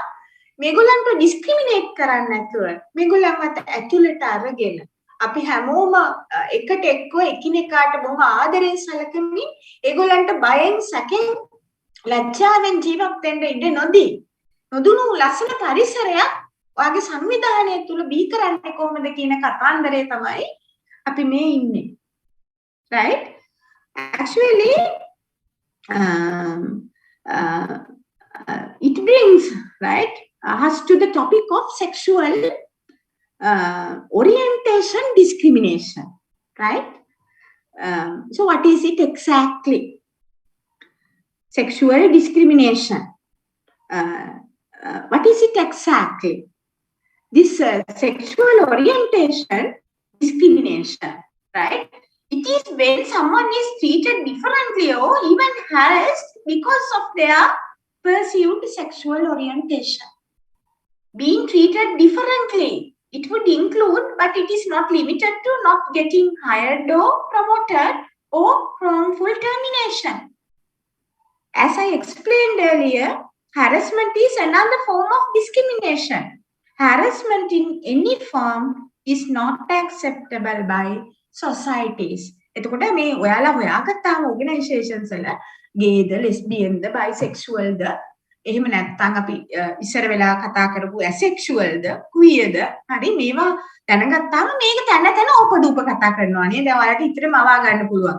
එක එක්කෙනාට කියනවා හරි මඩ ගහනවා හරි ඒගොල්ලන්ට හින්ට් පාස් කරනවා නම් හදනවා අපි organizations වල එහෙමනේ. හරි එතකොට මේක මේ ඒ discrimination ඒ harassment හරි එතකොට මේ සියලුම ආකාරයේ මැනේජර්ස්ලා විදියට මේක ඇත්තට මේ awareness එක build කරන්න ඕනේ workersලා තුල. ඔයාලා workersලාව train කරනකොට ඒ training programs වල මේගොල්ලන්ව accept කරන ඒගොල්ලෝ එතකොට open වෙනවා. හරි ඒගොල්ලෝ කියයි නොකියපු දේවල් ඇවිල්ලා කතා කරයි. එතකොට ඒ පිළිගැනීම ඒ awareness එක build කරන්න ඕනේ. ඒ training එක දෙන්න ඕනේ. මේ එකිනෙකාට ගරු කරමින් අපි කොහොමද ජීවත් වෙන්නේ කියලා කාටවත් ඩිස්ක්‍රිමිනේට් කරන්නේ නැතුව අපේ පාර්ට් එකක් විදියටම යාලා මේ සොසයිටි එකේ පිළි අරගෙන right. However, there are not universal laws in place to protect people from sexual orientation discrimination in the workplace. We don't have universal laws. In some countries they have specific laws to protect these people, or in some countries they use the normal discrimination related laws to protect these people, but we don't have universal laws to protect these people, right? But as managers you can create actually a harassment free culture within your organization, prohibit or stop discriminations based on sexual orientation and based on gender identity, right? Here we have a specific term, right? What is it? Homophobia, right? Homophobia, specific term. It is the fear, hatred, discomfort or mistrust of people who are lesbian, gay or bisexual. It is an irrational fear, hatred or repulsion of this group. It can take many different forms, including negative attitudes and belief about aversion to bisexual, lesbian or gay people. It's often based on irrational fears and misunderstanding. This can cause people to bully, abuse and inflict violations on different people, on these gay, lesbian or bisexual people. Building awareness and training people to accept diversity. It will help you to stop this form of discrimination, this form of harassment. මේ homophobia කියලා කියන්නේ ඇත්තටම මේකට ඇති වෙනවා. හරි? මේකට natural නමුත් අපි මේක purposely නැති කරගන්න ඕනේ. අපිට ආස නැහැ මේ අපි හිතනවා මේ ගේ කට්ටියත් එක්ක ලෙස්බියන් කට්ටියත් එක්ක බයිසෙක්සුවල් කට්ටියත් එක්ක අපි ඇසුරු කරන්න හොඳ නැහැ. අපි යාලට කැමති නැහැ. අපි පිළිකුල් වගේ. හරි? එහෙම හැඟීමක් සමහරුන්ට තියෙනවා. සමාජ බයක් ෆෝබියා. ෆෝබියා කියන්නේ භීතිකාවක්. හරි? ඒක ඇතුලෙන් එන භීතිකාවක් මේම අයව ඇසුරු කරන්න. ඒකින්ද එයාලා අනිත් අයට හැරස් කරනවා මේගොල්ලන්ට. හරි? ඒගොල්ලන්ට බුලින්, හැරස්මන්ට් එයාලව ඇත්තටම එක්ස්ක්ලූඩ් කරනවා. හරි? ඉන්ක්ලූසිව් එකේ අනිත් පැත්ත එක්ස්ක්ලූඩ් කියන්නේ එයාලව සම්පූර්ණයෙන්ම අයින් කරලා දානවා. මේ ඇත්තටම ඩිස්ක්‍රිමිනේට් කරනවා පැහැදිලිවම මේගොල්ලන්ට මේ ඒ වර්කින් එන්වයරන්මන්ට් එක තුල ජීවත් වෙන්න බැරි විදිහටම පරිසරයක් නිර්මාණය කරන්න පුළුවන්. right? ඒක මේ වැඩි දුර යන්න නොදී මේ වර්කර්ස්ලා ඔක්කොමලා මේක ගැන ට්‍රේන් කරලා මේ අසක බිල්ඩ් කරලා මේ සියලුම ආකාරයේ ඩිස්ක්‍රිමිනේෂන් නවත්තන්න පියවර ගන්න ඕනේ. right? Actually, in these two slides, we have research findings in relation to gender discrimination. First one, it shows findings of, let me make it bigger. First one, we have research findings in relation to gender discrimination.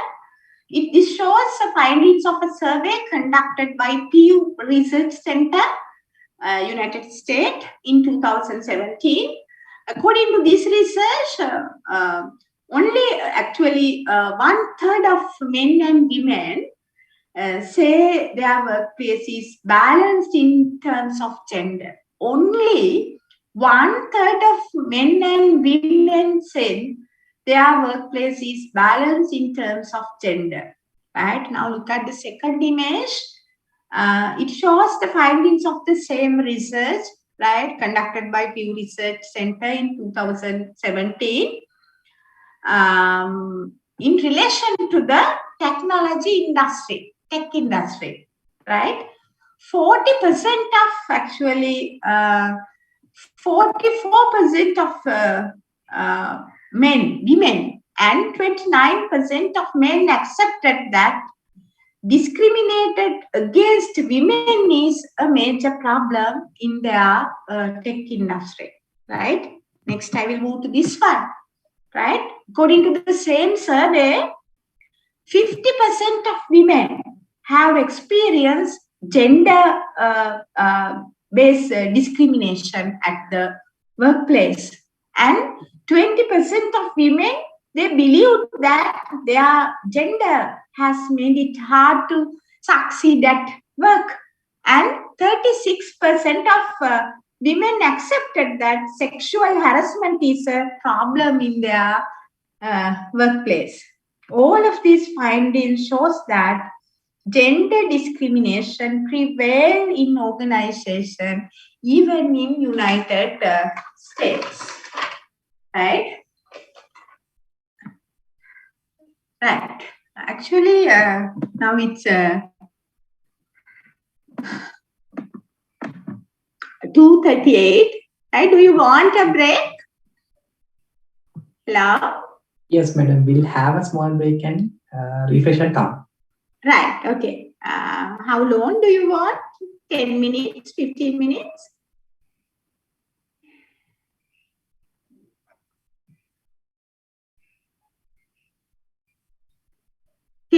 At about 10 minutes. I will give you 15 minutes, right? We will start at 2:55, right? I hope that all of you will come back. Okay, madam. Thank you so much. Recording stopped.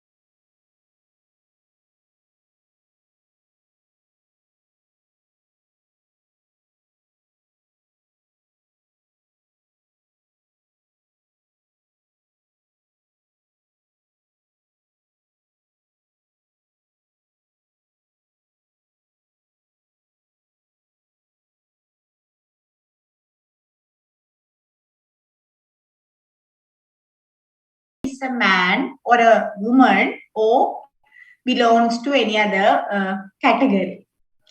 In organizations, this gender discrimination can occur in each type of HR policies, from hiring and firing of an individual into an organization, actually from recruitment and selection of an individual into an organization, then through his role assignments, then training, payments, rewards, performance, evaluations, promotions and terminations. Here we have a list starting from hiring and firing, compensation, transfers, promotions, layoffs, recalls, advertising for a job, recruiting, testing, benefits, paid, disability leave, retirement, then training and apprenticeship programs, then actually internship programs,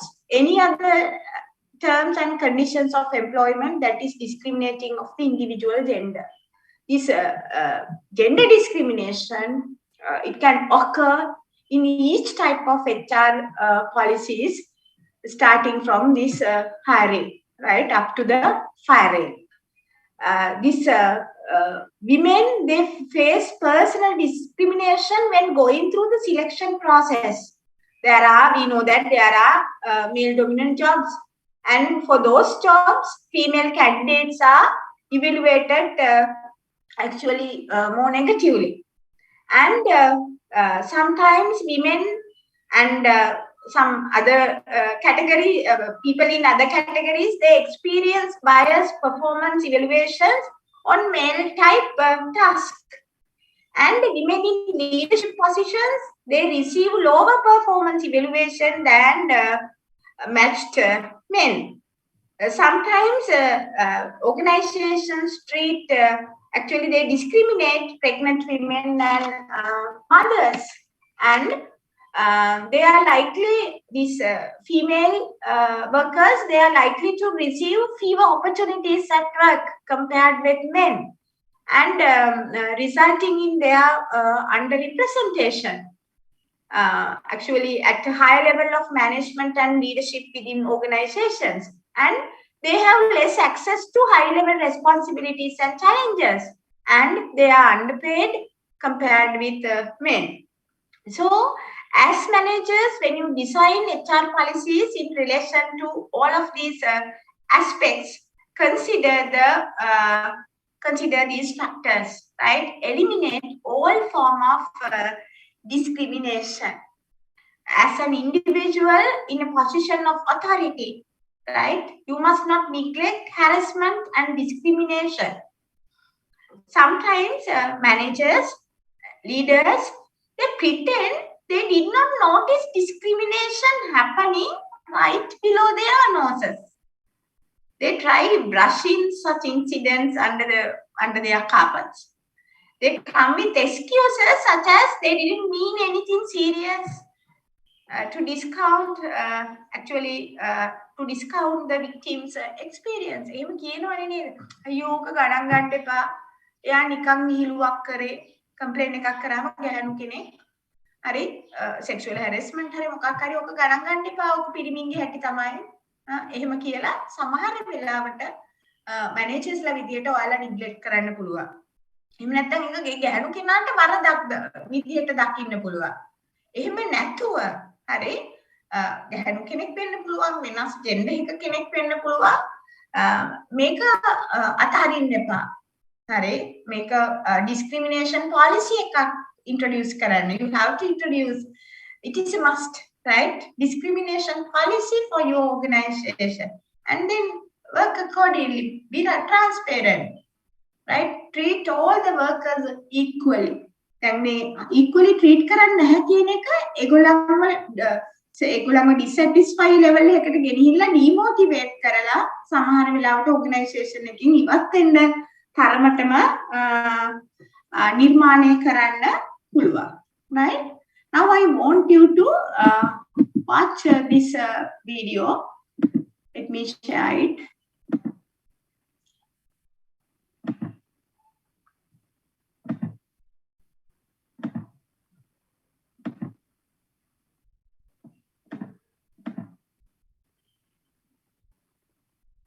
Can you see the video?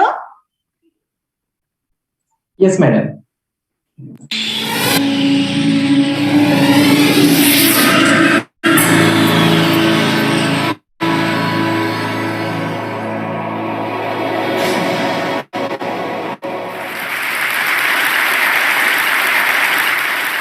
So for any of us in this room today, let's start out by admitting we're lucky. We don't live in the world our mothers lived in, our grandmothers lived in, where career choices for women were so limited. And if you're in this room today, most of us grew up in a world where we have basic civil rights. And amazingly, we still live in a world where some women don't have them. But all that aside, we still have a problem, and it's a real problem. And the problem is this: women are not making it to the top of any profession anywhere in the world. The numbers tell the story quite clearly. 190 heads of state, 9 are women. Of all the people in parliament in the world, 13% are women. In the corporate sector, women at the top, C-level jobs, board seats, tops out at 15, 16%. The numbers have not moved since 2002 and are going in the wrong direction. And even in the nonprofit world, a world we sometimes think of as being led by more women, women at the top, 20%. We also have another problem, which is that women face harder choices between professional success and personal fulfillment. A recent study in the US showed that of senior managers, of married senior managers, 2/3 of the married men had children, and only 1/3 of the married women had children. A couple of years ago, I was in New York and I was pitching a deal, and I was in one of those fancy New York private equity offices you can picture. And I'm in the meeting, it's about a 3-hour meeting, and 2 hours in, there's kind of needs to be that bio break, and everyone stands up. And the partner running the meeting starts looking really embarrassed. And I realize he doesn't know where the women's room is in his office. So I start looking around for moving boxes, figuring they just moved in, but I don't see any. And so I said, "So did you just move into this office?" And he said, "No, we've been here about a year." And I said, "Are you telling me that I am the only woman to have pitched a deal in this office in a year?" And he looked at me and he said, "Yeah, or maybe you're the only one who had to go to the bathroom." So the question is, how are we going to fix this? How do we change these numbers at the top? How do we make this different? I want to start out by saying I talk about this, about keeping women in the workforce, because I really think that's the answer. In the high-income part of our workforce, in the people who end up at the top Fortune 500 CEO jobs or the equivalent in other industries, the problem, I am convinced, is that women are dropping out. Now, people talk about this a lot, and they talk about things like flex time and mentoring and programs companies should have to train women. I want to talk about none of that today, even though that's all really important. Today, I want to focus on what we can do as individuals. What are the messages we need to tell ourselves? What are the messages we tell the women that work with and for us? What are the messages we tell our daughters? Now, at the outset, I want to be very clear that this speech comes with no judgments. I don't have the right answer. I don't even have it for myself. I left San Francisco, where I live, on Monday, and I was getting on the plane for this conference, and my daughter, who's 3, when I dropped her off at preschool, did that whole hugging the leg, crying, "Mom, you don't get on the plane" thing. This is hard. I feel guilty sometimes. I know no women, whether they're at home or whether they're in the workforce, that don't feel that sometimes. So I'm not saying that staying in the workforce is the right thing for everyone. My talk today is about what the messages are if you do want to stay in the workforce. And I think there are 3. 1, sit at the table. 2, make your partner a real partner. And 3, look at that. Don't leave before you leave. Number 1, sit at the table. Just a couple weeks ago at Facebook, we hosted a very senior government official, and he came in to meet with senior execs from around Silicon Valley.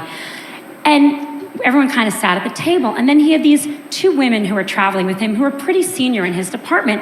And I kind of said to them, "Sit at the table. Come on, sit at the table." And they sat on the side of the room. When I was in college, my senior year, I took a course called European Intellectual History. Don't you love that kind of thing from college? Wish I could do that now. And I took it with my roommate, Carrie, who was then a brilliant literary student and went on to be a brilliant literary scholar. And my brother, smart guy, but a water polo playing pre-med who was a sophomore.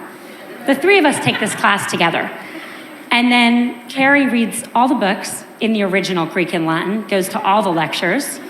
I read all the books in English and go to most of the lectures. My brother is kind of busy. He reads one book of 12 and goes to a couple of lectures, marches himself up to our room a couple days before the exam to get himself tutored. The three of us go to the exam together and we sit down and we study, sit there for 3 hours in our little blue notebooks. Yes, I'm that old. And we walk out and we look at each other and we say, how'd you do?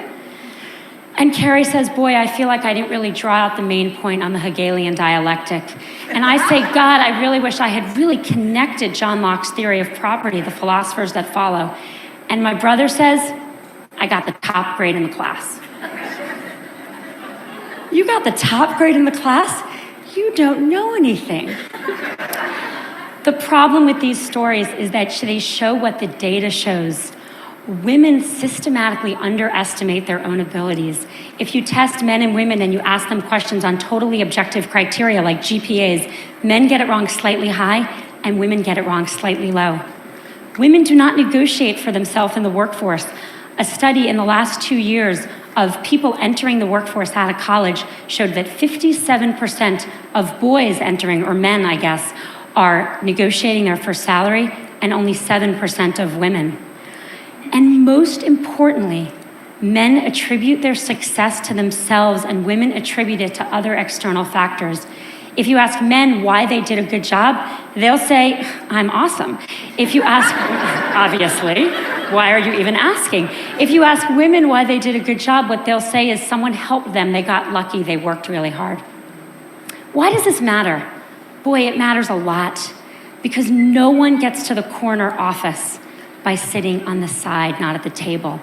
And no one gets the promotion if they don't think they deserve their success or they don't even understand their own success. I wish the answer were easy. I wish I could just go tell all the young women I work for, all these fabulous women, believe in yourself, negotiate for yourself, own your own success. I wish I could tell that to my daughter. But it's not that simple, because what the data shows above all else is one thing, which is that success and likability are positively correlated for men and negatively correlated for women. And everyone's nodding because we all know this to be true. There's a really good study that shows this really well. There's a famous Harvard Business School study on a woman named Heidi Roizen, and she's an operator in a in a company in Silicon Valley, and she uses her contacts to become a very successful venture capitalist. In 2002, not so long ago, a professor who was then at Columbia University took that case and made it Heidi Roizen. And he gave that case out, both of them, to 2 groups of students. He changed exactly one word, Heidi to Howard, but that one word made a really big difference. He then surveyed the students, and the good news was the students, both men and women, thought Heidi and Howard were equally competent, and that's good. The bad news was that everyone liked Howard. He's a great guy. You want to work for him. You want to spend the day fishing with him. But Heidi, not so sure. She's a little out for herself. She's a little political. You're not sure you'd want to work for her. This is the complication. We have to tell our daughter and our colleagues, we have to tell ourselves to believe we got the A, to reach for the promotion, to sit at the table. And we have to do it in a world where for them there are sacrifices they will make for that, even though for their brothers there will not. The saddest thing about all of this is that it's really hard to remember this, and I'm about to tell a story which is truly embarrassing for me, but I think important. I gave this talk at Facebook not so long ago to about 100 employees. And a couple hours later, there was a young woman who works there sitting kind of outside my little desk, and she wanted to talk to me. And I said, okay, and she sat down and we talked, and she said, I learned something today. I learned that I need to keep my hand up. I said, what do you mean? She said, well, you're giving this talk, and then you said you're going to take 2 more questions, and I had my hand up with lots of other people, and then you took 2 more questions, and I put my hand down, and I noticed all the women put their hand down, and then you took more questions, only from the men. And I thought to myself, wow, if it's me, who cares about this, obviously, giving this talk, during this talk, I can't even notice that the men's hands are still raised and the women's hands are still raised. How good are we as managers of our companies and our organizations at seeing that the men are reaching for opportunities more than women? We've got to get women to sit at the table. Message number 2, make your partner a real partner. I've become convinced that we've made more progress in the workforce than we have in the home. The data shows this very clearly. If a woman and a man work full-time and have a child, the woman does twice the amount of housework the man does, and the woman does 3 times the amount of childcare the man does. So she's got 3 jobs or 2 jobs, and he's got 1. Who do you think drops out when someone needs to be home more? The causes of this are really complicated, and I don't have time to go into them, and I don't think Sunday football watching and general laziness is the cause. I think the cause is more complicated. I think as a society, we put more pressure on our boys to succeed than we do on our girls. I know men that stay home and work in the home to support wives with careers, and it's hard. When I go to the mommy and me stuff and I see the father there, I notice that the other mommies don't play with him. And that's a problem, because we have to make it as important a job, because it's the hardest job in the world, to work inside the home for people of both genders if we're going to even things out and let women stay in the workforce. Studies show that households with equal earning and equal responsibility also have half the divorce rate. And if that wasn't good enough motivation for everyone out there, they also have more, how shall I say this on this stage? They know each other more in the biblical sense as well. Message number 3, don't leave before you leave. I think there's a really deep irony to the fact that actions women are taking, and I see this all the time, with the objective of staying in the workforce actually lead to their eventually leaving. Here's what happens. We're all busy, everyone's busy, a woman's busy, and she starts thinking about having a child. And from the moment she starts thinking about having a child, she starts thinking about making room for that child. How am I going to fit this into everything else I'm doing? And literally from that moment, she doesn't raise her hand anymore. She doesn't look for a promotion. She doesn't take on the new project. She doesn't say, me, I want to do that. She starts leaning back. The problem is that, let's say she got pregnant that day, 9 months of pregnancy, 3 months of maternity leave, 6 months to catch her breath. Fast forward 2 years, more often, and as I've seen it, women start thinking about this way earlier. When they get engaged, when they get married, when they start thinking about trying to have a child, which can take a long time. One woman came to see me about this, and I kind of looked at her, she looked a little young, and I said, so are you and your husband thinking about having a baby? And she said, oh no, I'm not married. She didn't even have a boyfriend. I said, you're thinking about this just way too early. But the point is that what happens once you start kind of quietly leaning back? Everyone who's been through this, and I'm here to tell you, once you have a child at home, your job better be really good to go back, because it's hard to leave that kid at home. Your job needs to be challenging. It needs to be rewarding. You need to feel like you're making a difference. And if 2 years ago, you didn't take a promotion and some guy next to you did, if 3 years ago you stopped looking for new opportunities, you're going to be bored because you should have kept your foot on the gas pedal. Don't leave before you leave. Stay in. Keep your foot on the gas pedal until the very day you need to leave to take a break for a child, and then make your decisions. Don't make decisions too far in advance, particularly ones you're not even conscious you're making. My generation, really sadly, is not going to change the numbers at the top. They're just not moving. We are not going to get to, we're 50% of the population. In my generation, there will not be 50% of people at the top of any industry. But I'm hopeful that future generations can. I think a world that was run where half of our countries and half of our companies were run by women would be a better world. And it's not just because people would know where the women's bathroom are, even though that would be very helpful. I think it would be a better world. I have 2 children. I have a 5-year-old son and a 2-year-old daughter. I want my son to have a choice to contribute fully in the workforce or at home. And I want my daughter to have the choice to not just succeed, but to be liked for her accomplishments. Thank you.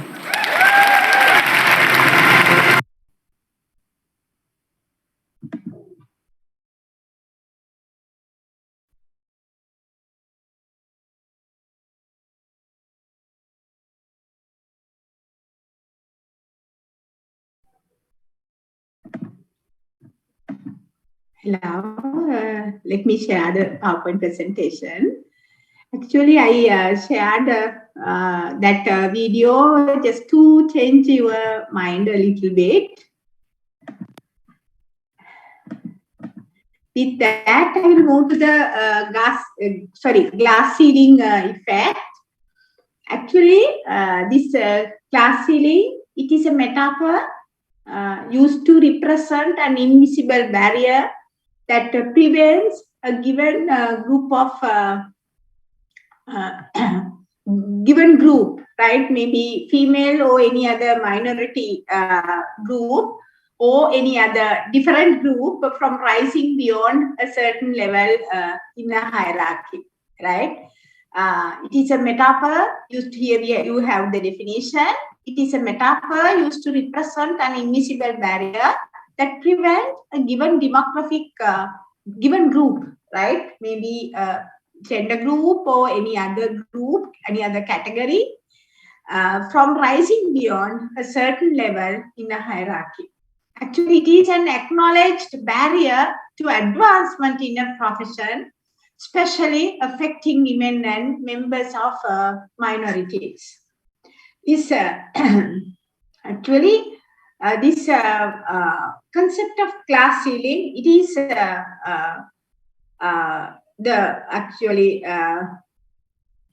discrimination against women in management, right? It relates to the discrimination against women in management. It also refers to the growing inequalities between men and women as they evolve in their professional career within organization. Actually, this includes norms, stereotypes, revolved through practices, actions, then facts, procedures or attitudes that are frequently not directly observable, right? And actually, if you take this metaphor, it was first coined by feminists in reference to barriers in the careers of high achievement women. There are different factors that influence this glass ceiling effect, right? There are a lot of barriers in relation to these individuals, right? And barriers in relation to interpersonal relationships and barriers in relation to organizations such as organizational culture and the perceptions of people. So you have to, in order to remove this glass ceiling effect, you have to think about all of those barriers and remove those barriers within your organization. එතකොට මේ glass ceiling effect එක කියලා කියන්නේ බොහොම සරල විදියට කියනවා නම් කාන්තාවකට හරි වෙනත් minority group එකක හරි යම් පුද්ගලයෙකුට අනිත් අය හා සමානව ඉහළට යාමට තියෙන අවස්ථාව අහිමි වීම. හරි. එතකොට ඒ අවස්ථාව අහිමි වීමට බලපාන බොහෝ සාධක තියෙනවා. I want you to read more on this topic because we don't have time to discuss all the factors. Actually, we can discuss more than 3 hours on this particular topic, right? Since we don't have time to discuss all about those factors under this session, please read more on this glass ceiling effect, right? So in order to give more opportunities, in order to create more opportunities for women as well as for other groups, right? In your organization, right? In order to create equal opportunities, you have to remove barriers, right? Understand this situation and remove all the barriers for that. දැන් මෙතන මම දන්නවා ඔයාලා boys ලක් ඉන්නවා අපේ හරි නමුත් මේක අපි සියලු දෙනාම තේරුම් ගන්න ඕනේ දෙයක් මේ අපි කතා කරන්නේ ගැහැණු අය ගැන විතරක් නෙමෙයි හරි ගැහැණු පිරිමි දෙගොල්ලටම ඉස්සරහට යන්න හරි අපි සියලු දෙනාම අපේ සහෝදරයෝ maybe your wife, your sister, and maybe your mother, right? All of them should have equal opportunities, right, in the workplace. And all the other people, right? We discuss about the people, other gender, people who comes under other gender categories, right? All of them should have equal opportunities within their organization. As managers, it is your role to create such an environment within your organizations, right? Next, I will move to a new topic, right? In relation to the same one, sex typing of jobs. You know that some jobs and professions, they have been sex typed as male or female. For example, if you take this legal profession, right? For example, there are male lawyers, more male lawyers and male judges. If you take engineers in the Sri Lankan context, bus drivers, three-wheel drivers, politicians, and these security forces, they are male-dominated professions, right? And there are female-dominated jobs, right? Not dominated, but most of the workers are female workers. If you take this profession of teachers, right, nurses, most of them are female workers, right? Actually, this women, they were seen as successful only if they suppress the feminine side of their character. It is one of the this maleness, right? Earlier, maleness was one of the attributes of professionalism. Maleness, it was part of the profession's character, so that the admission of women, it was seen as actually threatening, right? Threatening to the identity of those institutions. දැන් මොකක්ද මේ අපි කියන්නේ සමහර ප්‍රොෆෙෂන්ස් වල part එකක් තමයි මේල්නස්. හරි මේ පිරිමි මේ ප්‍රොෆෙෂනල් කැරක්ටර්ස් තුන ඒ කල්චර් එක විශ්වාස කරනවා මේක කරන්න පුළුවන් පිරිමින්ට විතරයි කියලා. හරි එතකොට ඒ වෘත්තියටම ගැහණුව එන එක ඒගොල්ලෝ දැන් අපි කන්ස්ට්‍රක්ෂන් ඉන්ඩස්ට්‍රි එක ගත්තත් අපි ඉන්ජිනියර්ස්ලා ගත්තත් ඩ්‍රයිවර්ස්ලා ගත්තත් අපි ශ්‍රී ලංකන් වගේ කල්චර් එකක් තුල සිකියුරිටි ෆෝසස් ගත්තත් ඔයාලා දන්නවා අර female officer කෙනෙක් පත් වුණාට male officersලා police officersලා ලංකාවේ නඩු දැම්මා. හරි ඒ තරමටම නඩු දාන තරමටම මේක මේ දැඩි ලෙස මේ deeply rooted මේ අපේ cultures තුල මේ gender roles, right? Women, they were seen as successful only if they suppress the feminine side of the character. Suppress, right? The feminine side of character. It means unsexing women. It is unfair. හරි ගැහණු ගැහණුකම අමතක කරලා පිරිමි ලක්ෂණ අරගෙන වැඩ කරොත් විතරයි යාලා තරතුරු වලට සුදුසුයි කියලා හිතන්නේ. But right, if you take these female leaders, right, this naturally female workers, they have very beautiful characteristics such as kind, nurturing, caring for others, right? They can use all of those feminine characteristics to work with people, right? To create actually network. They can look after people sometimes other than the look after their subordinate more than their matched male workers, right? දැන් ගැහණු අය ගාව තියෙනවා හරි ලස්සන දේවල්. පිරිමි අය කොහොමද කැමති නැහැ ගැහණු අය පිරිමි වගේ වැඩ කරනකොට. එහෙම අයට සමහරලාට ආස නැහැ. හරි? නමුත් මේ ඕගනයිසේෂන්ස් වල සෙටිල්ස් වලට ගියාම සාර්ථක වෙන්න නම් ගැහණු කෙනා ආරූඪ කරගන්න පිරිමි ගති ලක්ෂණ. එතකොට ඒක එච්චර ගැලපෙන්නේ නැහැ. නමුත් ගැහණුකම තුල උරුම වෙලා තියෙනවා වල මතක තියාගන්න. හරි ලස්සන දේවල් මේ ස්වභාව ධර්මයේ අම්මා කෙනෙකුට දායාද කරපු බොහොම ලස්සන දේවල්. හරි ඒ වගේම දරුවෙක්ව විතරක් නෙමෙයි මුළු සමාජෙම ගොඩ නගන්න පුළුවන් work place එකක්. You can convert your organization into a beautiful place as a leader if you use your this feminine characteristics, right? But in the this male dominant world they are suppressed, right? අපිට මේවා මේ feminine characteristics use කරන්න සමහර වෙලාවට බැරි වෙනවා, right? Actually this female jobs, right, in as I explained earlier, these jobs such as according to the society, right, according to the norms of certain societies, jobs such as these teachers, nurses, secretaries, they are suitable for female workers, right? The female workers are not suitable for other jobs, right? In this in the male dominant society, career of women, they are shaped and actually fashioned by their gender, right? Social norms and other cultural factors, they influence directly to create this kind of situation.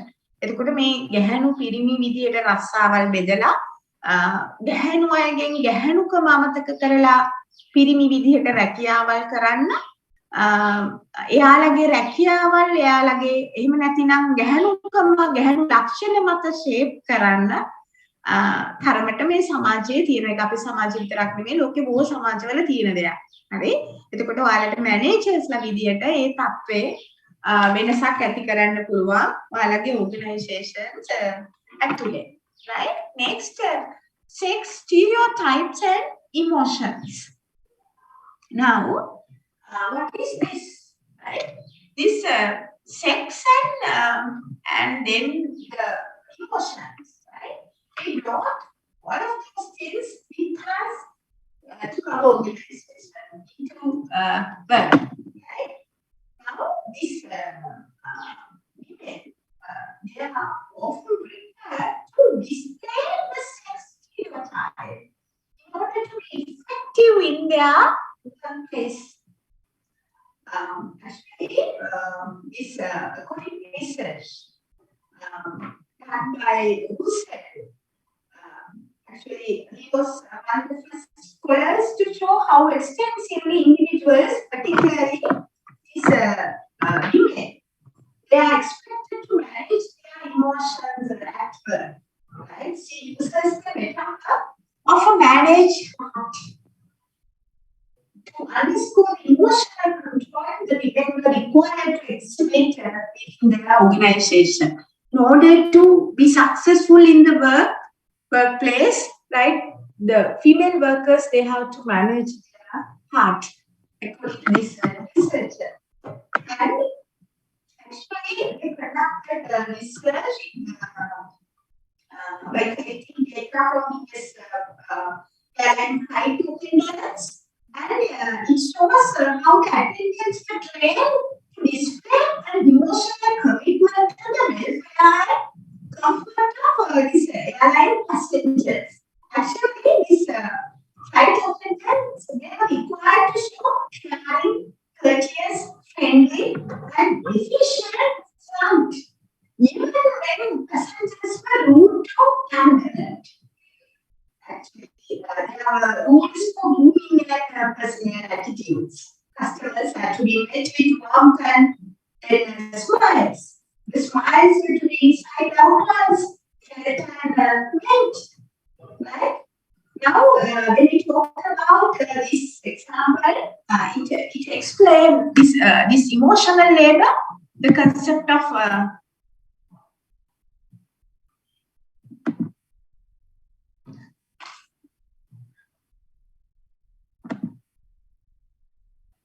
am I not audible?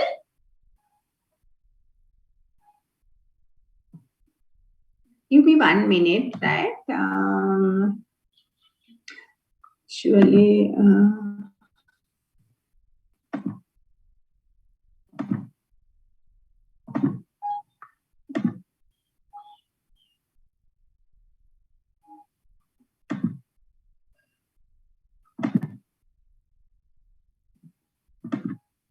Am I audible now? Now audible, madam. Right. Do you want me to explain it again? Could you kindly explain this slide, please, madam? Right. Okay. Okay. Now this is this relates to the previous one, but here we have a different concept. Right. It's a very important concept. We are moving to emotional labor. Right. I will discuss emotional labor of both female workers as well as male workers. Actually, they bring our emotions to the work, right? We can't separate it from work. Madam, it's not. Yes, Again. it is. Why? Let me stop this and share it again, right?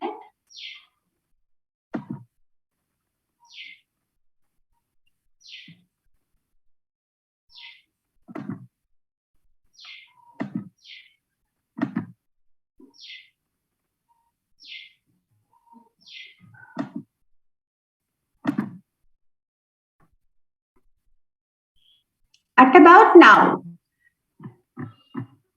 Now the voice is clear, madam.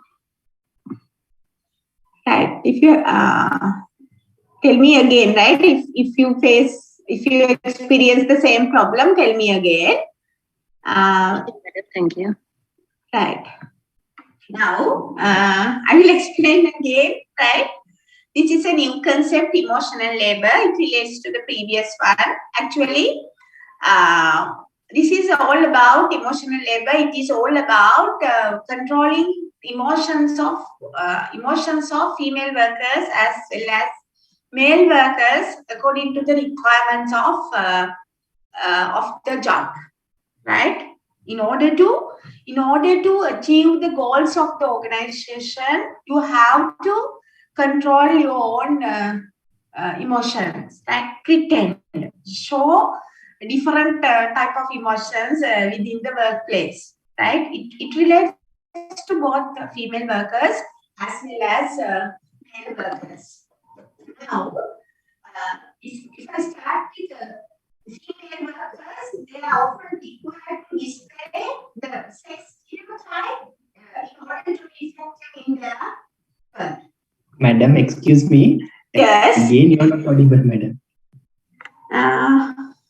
May I leave and then I will leave and come back again, right? Okay, madam. I will make one of you host.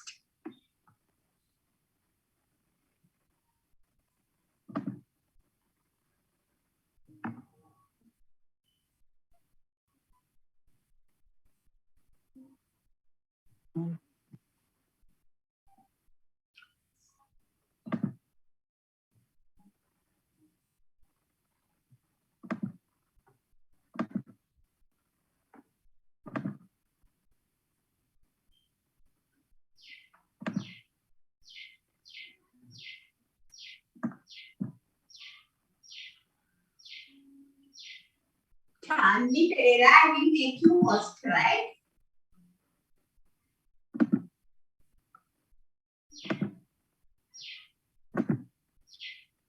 Recording stopped.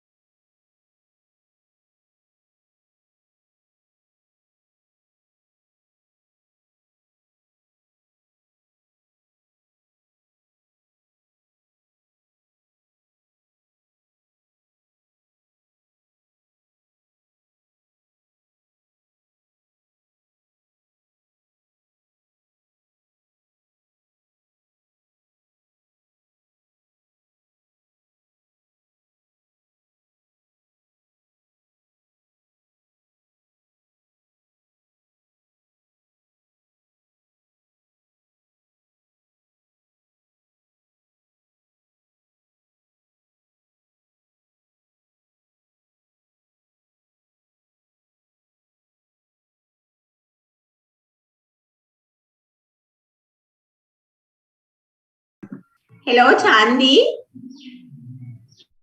Yes, madam. Can you make me the host? Yeah, 1 minute.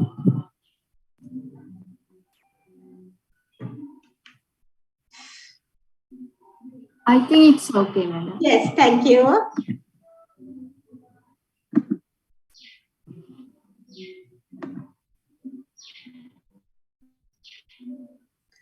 Can you hear me now clearly? Yes, madam. Right. I will try again, right? Now,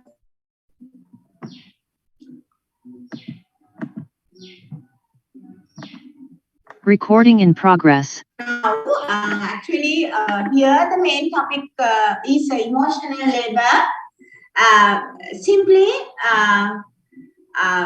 it is the process of managing feelings and expressions in order to fulfill the requirements of a job. Right? Both the male workers as well as female workers have to do it sometimes in relation to certain professions. Right? I will start from the female workers. So can you hear me now clearly? Yes, madam. Yes, madam. Okay. Now, if you take female workers, they are often required to display the sex stereotype, their feminine characteristics in order to be effective in their work. One of the researcher, Russell, conducted a research, and actually, according to her research, this normally in lot of organizations in relation to lot of professions, female workers, they are expected to manage their emotions at the workplace. She uses the metaphor of managed heart. It means that these female workers, they have to manage their heart. In other words, they have to control their emotions in order to fulfill the requirements of their jobs, right? And he conducted a research by collecting data from US airline flight attendants. This research shows how the attendants were trained to display an emotional commitment to the welfare and comfort of airline passengers. Actually, they were required to show a caring, courteous, then friendly, and efficient face, front, right? Even when the passengers were rude or arrogant. There were rules in the organization for grooming these personal attitudes. Customers had to be met with warmth and smiles. The smiles were to be inside out once actually felt and met. And these cabin crew at Delta Airlines were socialized during their training to believe not only that they had to make customers feel actually caring and valued, but they had to genuinely experience positive regard for them and suppress both negative behaviors and negative emotions. This is emotional labor for the flight attendants. Actually, particularly when it involves the semi-institutionalized expectation of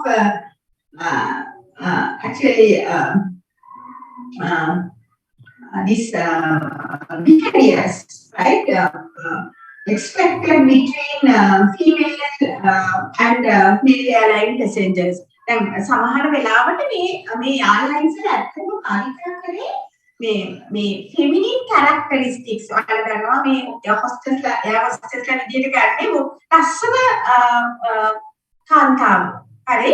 ඒගොල්ලන්ව අරගෙන එයාලගේ ලස්සන එයාලගේ ගැහැණුකම පාවිච්චි කරනවා අර මේ organisation එකට වාසි ගන්න. ඇත්තට මේක තමයි සිද්ධ වෙන්නේ. හරි? ඒගොල්ලන් අර kind loving caring විතරකුත් නෙමෙයි මේ රිසර්ච් කියනවා සමහර වෙලාවට a female characteristics, a female a beauty, a characteristics use කරනවා කියලා මේ male customers ලගේ attention එක දිනා ගන්න ඒගොල්ලන්ව දිගටම මේ එයාලා ඉන්න එක තුල තියාගන්න ඒ වගේ දේවල් පවා සිද්ධ වෙනවා කියලා මේ රිසර්චර් හෙළිදරව් කරලා තියෙනවා. Right? Now, if I move to the concept of emotional labor again, it is the act of regulating one's own emotions to conform to organizational standards. Right? More specifically, here, workers are expected to regulate their emotions during interactions with customers, co-workers, and managers. There are two types of emotional labor. Surface acting and deep acting. Actually, these things are very interesting. If one of you wants, you can actually conduct a research, right? You can select this topic to conduct very interesting research, right?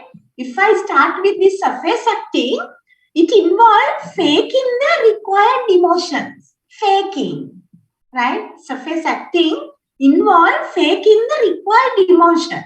That is, when people engage in surface acting, they do not actually try to feel the emotions. Actually, they may put on fake smile or other required emotional displays that do not reflect their true feelings. Then, ඔයාලට නිකන් example එකක් කිව්වොත් එහෙම දැන් ඔයාලා super market එකට ගියාම කීල්ස් හරි ඔය කාගිල්ස් හරි ඔයාලට තේනවා කවුන්ටර් එක කට්ටිය ආයිබෝන් කියන මුණ දිහාවත් බලන්න. හරි? එහෙමනේ ගිහලා බලන්න ඒ feelingless emotions නැහැ. හරි අපි කාට හරි good morning කියනකොට එහෙම නැත්නම් අපි wish කරනකොට මොකක් හරි අපි ඒක කරන්න ඕනේ ඒගොල්ලන්ගේ ඇස් දෙක දිහා බලලා මුණ දිහා බලලා hina වෙලා ඒක බොහොම true feeling එකක් මේ. ඒකෝට මේගොල්ලන්ට මේ කියනවා මේ ඔයාලා hina වෙලා good morning කියන්න. ඒකෝට hinaවත් empty. හරි? මේ ඒක තමයි මේ surface acting කියලා කියන්නේ. ඔයාගේ ඇතුලේ නෑ, you don't have the real feeling, right? But you pretend that you are happy and you treat the customer well. ඔයා පෙන්නනවා ඔයා මේ කස්ටමර්ට ඇත්තටම good morning කියනවා, එයාට greet කරනවා, එයා ගැන concern හරි pretend කරනවා. මේ surface acting කරන එක හරි අමාරුයි. හරි? ඔයාගේ those emotions are not your real emotions, right? You have to act, you have to pretend, you have to show the emotions that you don't have. ඔයාට ඇත්තටම ඇතුලින් නැති emotions ඔයාට මේ රස්සාව හින්දා මේ පෙන්වන්න වෙනවා. Right? According to researchers, surface acting, it is harmful to employees' mental health. මේ researchers ලා හොයාගෙන තියෙනවා මේ surface acting මේ බොරුවට hina වෙන එක, බොරුවට රඟපාන එක, බොරුවට emotions පෙන්නන එක එච්චර හොඳ නැහැ කියලා. හරි? Then when it comes to deep acting, right? It involves putting efforts into actual feelings and actually experiencing the required emotions. This deep acting, it is an actually effortful process through which the employee change their internal feeling to align with the organizational expectation, producing more natural and genuine displays. Then deep acting වලට එනකොට දැන් පළවෙනි එකේදී surface acting වල ඔයා pretend කරනවානේ. deep acting වලදී ඔයාගේ pretend කරන්නේ නැහැ. හරි? ඔයාගේ ඇතුලින් මේක true feeling එකක් බවට convert කරනවා. මම අරට එක බොහොම ලස්සන example එකක් මේකෙදි කියන්න. මගේ ඉස්සර මගේ දුව දැන් ඉතලා ලොකුයි ගොඩක්. එයා nursery එකේ ඉන්නකොට අප nursery එකේ ඉන්නකොට teacher වගන්න බබාලා nursery වල අඬනවා. හරි? එතකොට teacher අඬනවා බබාත් එක්ක. හරි? දැන් ඔයා අඬනවා කියලා මමත් අඬනවා කියලා teacher අඬනවා. දැන් teacher කිව්වේ pretend කරනවානේ. නමුත් ඒකේ යාම මේ බොහොම මේ actually deeply අර දරුවත් එක්ක engage වෙනවා. හරි? එතකොට teacher අඬනකොට බබාට දුකයි බබා නවත්තනවා. හරි? ඊට පස්සේ ඔයාලට මම තව example එකක් කිව්වොත් එහෙම මේ Disneyland වල හරි Disneyland වල ඒගොල්ලෝ their mission is actually to make people happy. So when they recruit people, they consider this factor. They recruit people who can make other people happy. Disneyland වලට මේ workersලා recruit කරනකොට යාළ මේ නිකන් pretend කරන්න විතරක් නෙවෙයි surface acting නෙමෙයි ඒගොල්ලෝ මේ interviews වලදී බලනවා ඇත්තටම මෙයාට පුළුවන්ද මේ අනිත් මිනිස්සුන්ව සතුටු කරන happy කෙනෙක්ද මෙයා හරි එතකොට එයාට ඇත්තටම මේ ලස්සනට හොඳට hina වෙන්න ඇතුළතින්ම hina වෙන්න පුළුවන්ද ඇතුළතින්ම සතුටින් ඉන්න පුළුවන්ද හරි කියලා බලලා ඒ universal qualities තියන අයව තමයි recruit කරන්නේ ඒ job එකට. හරි එහෙම නැති අනිත් places වල in other places right you have to control your emotions right if you have to control your emotions or manage your emotions or pretend right then according to researchers these things will impact you negatively then researchers la හොයාගෙන තියෙනවා මේ pretenders ඒ කියන්නේ නැති emotions පෙන්වීමට යාම හරි අපි අභ්‍යන්තරයේ නැති දේවල් පෙන්වුම් කරන්න යාම ඒ mental health එකට නිගු කාලයක් මේක තිබ්බොත් එහෙම බලපානවා කියලා හොයාගෙන තියෙනවා ඒක නිසා අර අභ්‍යන්තරයෙන්ම මේ feelings එන විදිහට customers ලත් එක්ක වැඩ කරන්න පුළුවන් විදිහට workers ලව train කරලා යාලව motivate කරලා rewards දීලා deep acting level එකට ගේන්න ඕනේ workers ලා right so that is all about females emotional labor next I will move to the male workers masculinity and managing feelings this is also very interesting right when it comes to processing emotions, there are different expectations for men and women, as I explained earlier. Now, you know that women, they are often considered as sensitive, and it's socially acceptable for them to express their feelings like sadness or fear. But when it comes to men, right, male workers, who are seen as strong and fearless, we don't encourage them to express their emotions in workplaces, right? In other words, not only female workers, male workers, they have to manage their emotions at the workplace, right? For example, if we take police officers or the debt collectors, both of those professionals, they adjust their emotions and social interactions in order to achieve the organizational aims. If I take debt collectors, they have to learn neutrality, right? Calmness with angry respondents, and urgency and disapproval with reluctant customers. In some professions, such as prison officers, for example, actually they're reluctant to admit vulnerability or fear at work. They think that request for help, actually they don't request help from co-workers sometimes, right? They think that request for help, it is a professional weakness. Showing fear or emotions, they are not occupationally acceptable in relation to these male workers. Sometimes, actually, these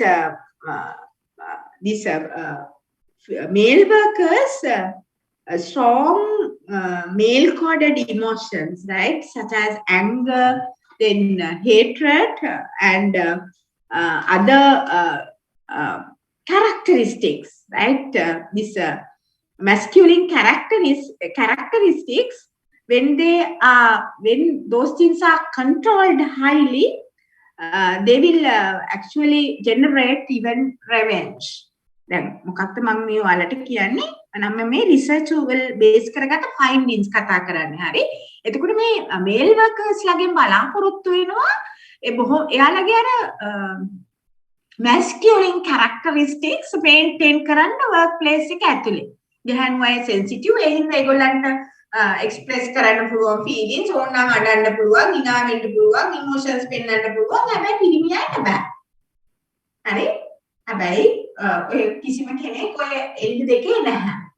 හරි. සමහර ස්පෙસિෆිකලි සමහර ප්‍රොෆෙෂන්ස් තියෙනවා මම කතා කරපු professions වගේ දේවල් security forces හරි police officers ඒගොල්ලන්ට එයාලගේ මේ emotions මේ මිනිස්සුත් එක්ක වැඩ කරනකොට තද බල ලෙස control කරන්න වෙනවා. දැන් ඔයාලා යකින් නැති මේ පහුගිය දවස්වල අර දිගටම මේ තිබිච්ච ටිකටින් වලදී පොලිසිය කොහොමද ඩීල් කරේ කියලා මේ ප්‍රොටෙස්ට් කරපු අයත් එක්ක.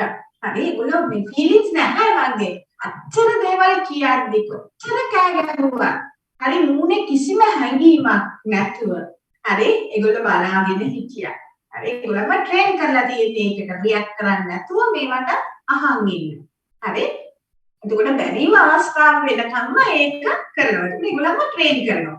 නමුත් ඔයාලා දන්නවා මේ ඇතුලෙන් එන්නේ true මේ masculine characteristics. හරි ඒකට ඒගොල්ලෝ ස්ට්‍රේට් ඒගොල්ලෝ තමයි හරි ඒගොල්ලන්ට තරහ යනවා හරි ඇන්ගර් ඒ වගේ දේවල් හරි එතකොට ඒවා ලොකුට කන්ට්‍රෝල් කරන්න වෙනවා මේ රස්සාව හින්දා. ඒක රිසර්චර්ස්ලා කියනවා මේ කන්ට්‍රෝල් කිරීමම එක වෙලාවක ඊට වඩා ලොකු විනාශයක් බවට කන්වර්ට් වෙන්න පුළුවන් කියලා. හරි එතකොට මේ stereotypes අපි gender වලට roles දීලා මෙන්න මේ male workersලා මේ විදිහට හැසිරෙන්න ඕනේ female workersලා මේ විදිහට හැසිරෙන්න ඕනේ කියලා එයාලගෙන් එයාලගේ professions වලට ඇතුල් කරලා එයාලගේ true feelings true emotions control කරලා ඒ organization එකේ profession එකට ඕන විදිහට මිනිස්සුන්ව බැඳලා තියාගත්තාම ඇත්තටම ඒගොල්ලන්ට මේ health එකට විශේෂයෙන්ම mental health එකට නරක බලපෑමක් ඇති වෙනවා කියලා තමයි කියන්නේ.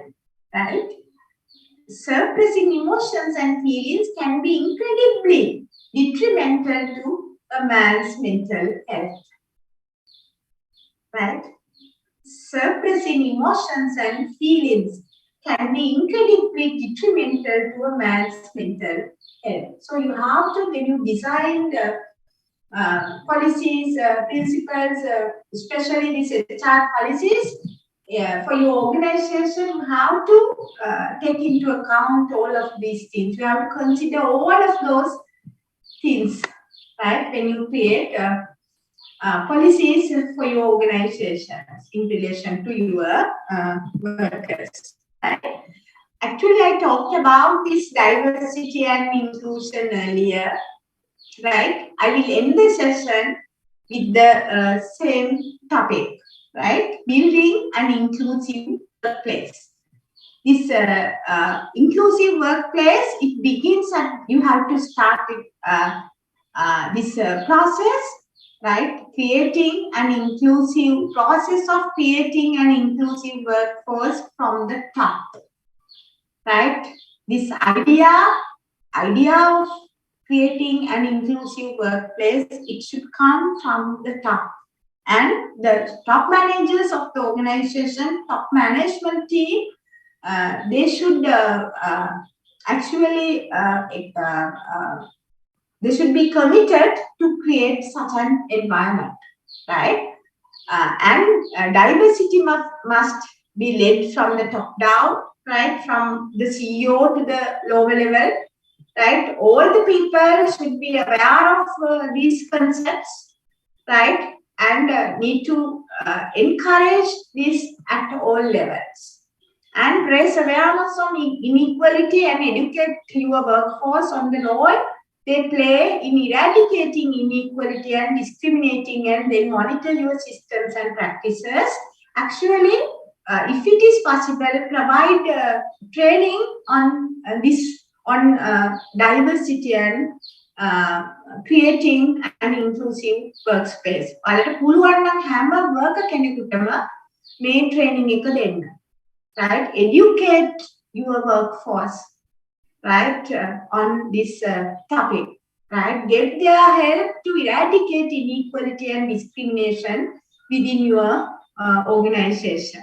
And explore whether your current policies, procedures, and practices align to the company's diversity policy, and they are underpinned by principles that actively celebrate and encourage differences. First of all, check whether your organization has such a policy.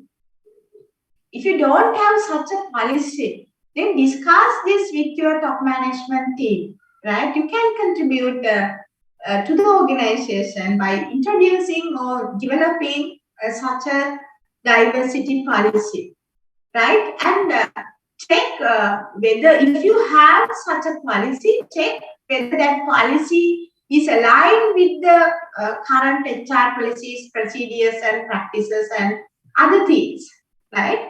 And have policies, procedures, and practices that actively celebrate and encourage differences.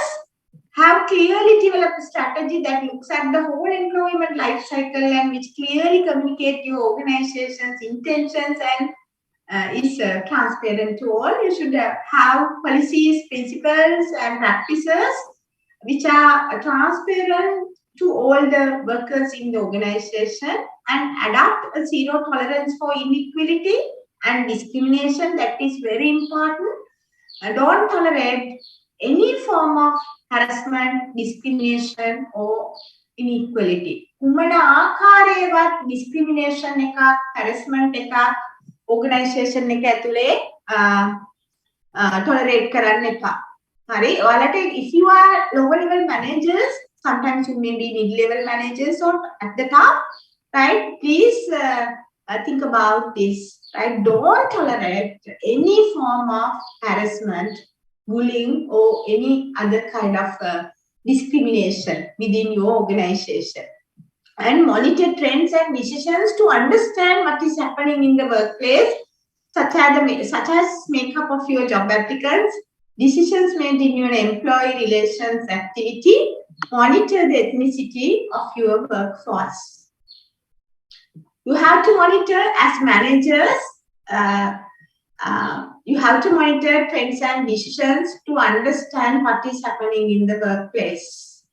You should be aware of what is happening in the workplace. මොනවද වෙන්නේ කියලා හරි අවබෝධයෙන් ඉන්න ඕනේ. Right? Such as the makeup of your job applicants, decisions made in your employee relations activity, for example, disciplinary or grievances, and monitor the ethnicity of your workforce. දැන් ඔයාලට හිතෙන්න පුළුවන් මේවා කරන්න නම් ඔයාලා top level එකේ ඉන්න ඕනේ. එහෙම කියලා නමුත් එහෙම නැහැ. හරි? ඔයාලා lower level එකේ managers ලා වුණත් ඔයාලා supervisory වුණත් workers ලා වුණත් මේක පල්ලෙහා මට්ටමේ ඉඳලා උඩට ගෙනියන්නත් පුළුවන්. Right? And critically address your organizational culture. You have to evaluate your organizational culture critically, right? And check whether your organizational culture promote and encourage discrimination, harassment, and other things. If your organizational culture promotes such things, please eradicate such activities, such practices from the organization. එහෙම තියෙනවා නම් culture එක තුල මේ education training වලින් තමයි මේවා වෙනස් කරන්න පුළුවන්, awareness develop කරලා ඒක කරන්න, right? And actively encourage employees' voice to facilitate change, address unconscious bias, and incorporate company-wide diversity training from company induction through to the line management training, and evaluate the effectiveness so you have evidence if you need it, right? And it goes on, right?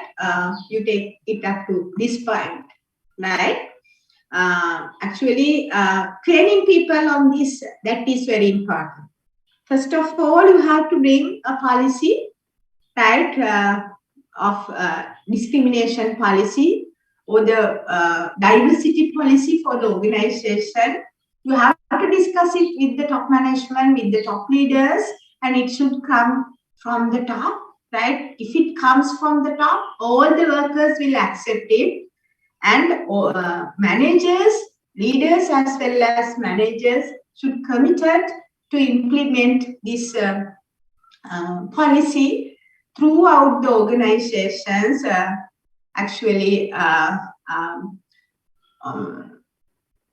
It should be transparent to all workers, right? එතකොට ඔයාලගේ managers ලා විදිහට මේක ඔයාලට beautiful workplace, if you want to build a beautiful workplace, if you want to build a safe and secured workplace for all type of employees, then you should have such a diversity policy and discrimination policies within your organization, right? So that is the end of the session. There are a lot of things that we can discuss, but since we don't have time to discuss all of those things, I selected few areas. I want you to read more on these topics. This is a very interesting topic. And if one of you want to conduct a research on this, you can do it, right? We don't have a lot of research on these areas in Sri Lanka. Do you have any question in relation to this topic? Actually, your submission deadline for the first assignment, I extend it up to the 25th of this month, right? But I'm not going to extend the last deadline of the second assignment, right? Your presentation, I'm not going to extend that deadline. Do you have any question in relation to your assignments or this session?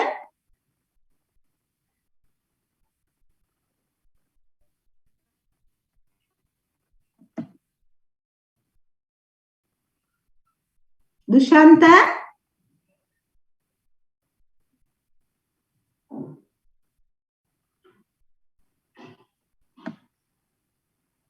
Dushanta Herat, are you there in the class or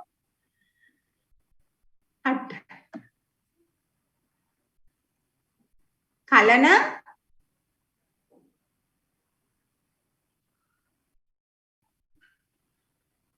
Kalana, can you hear me?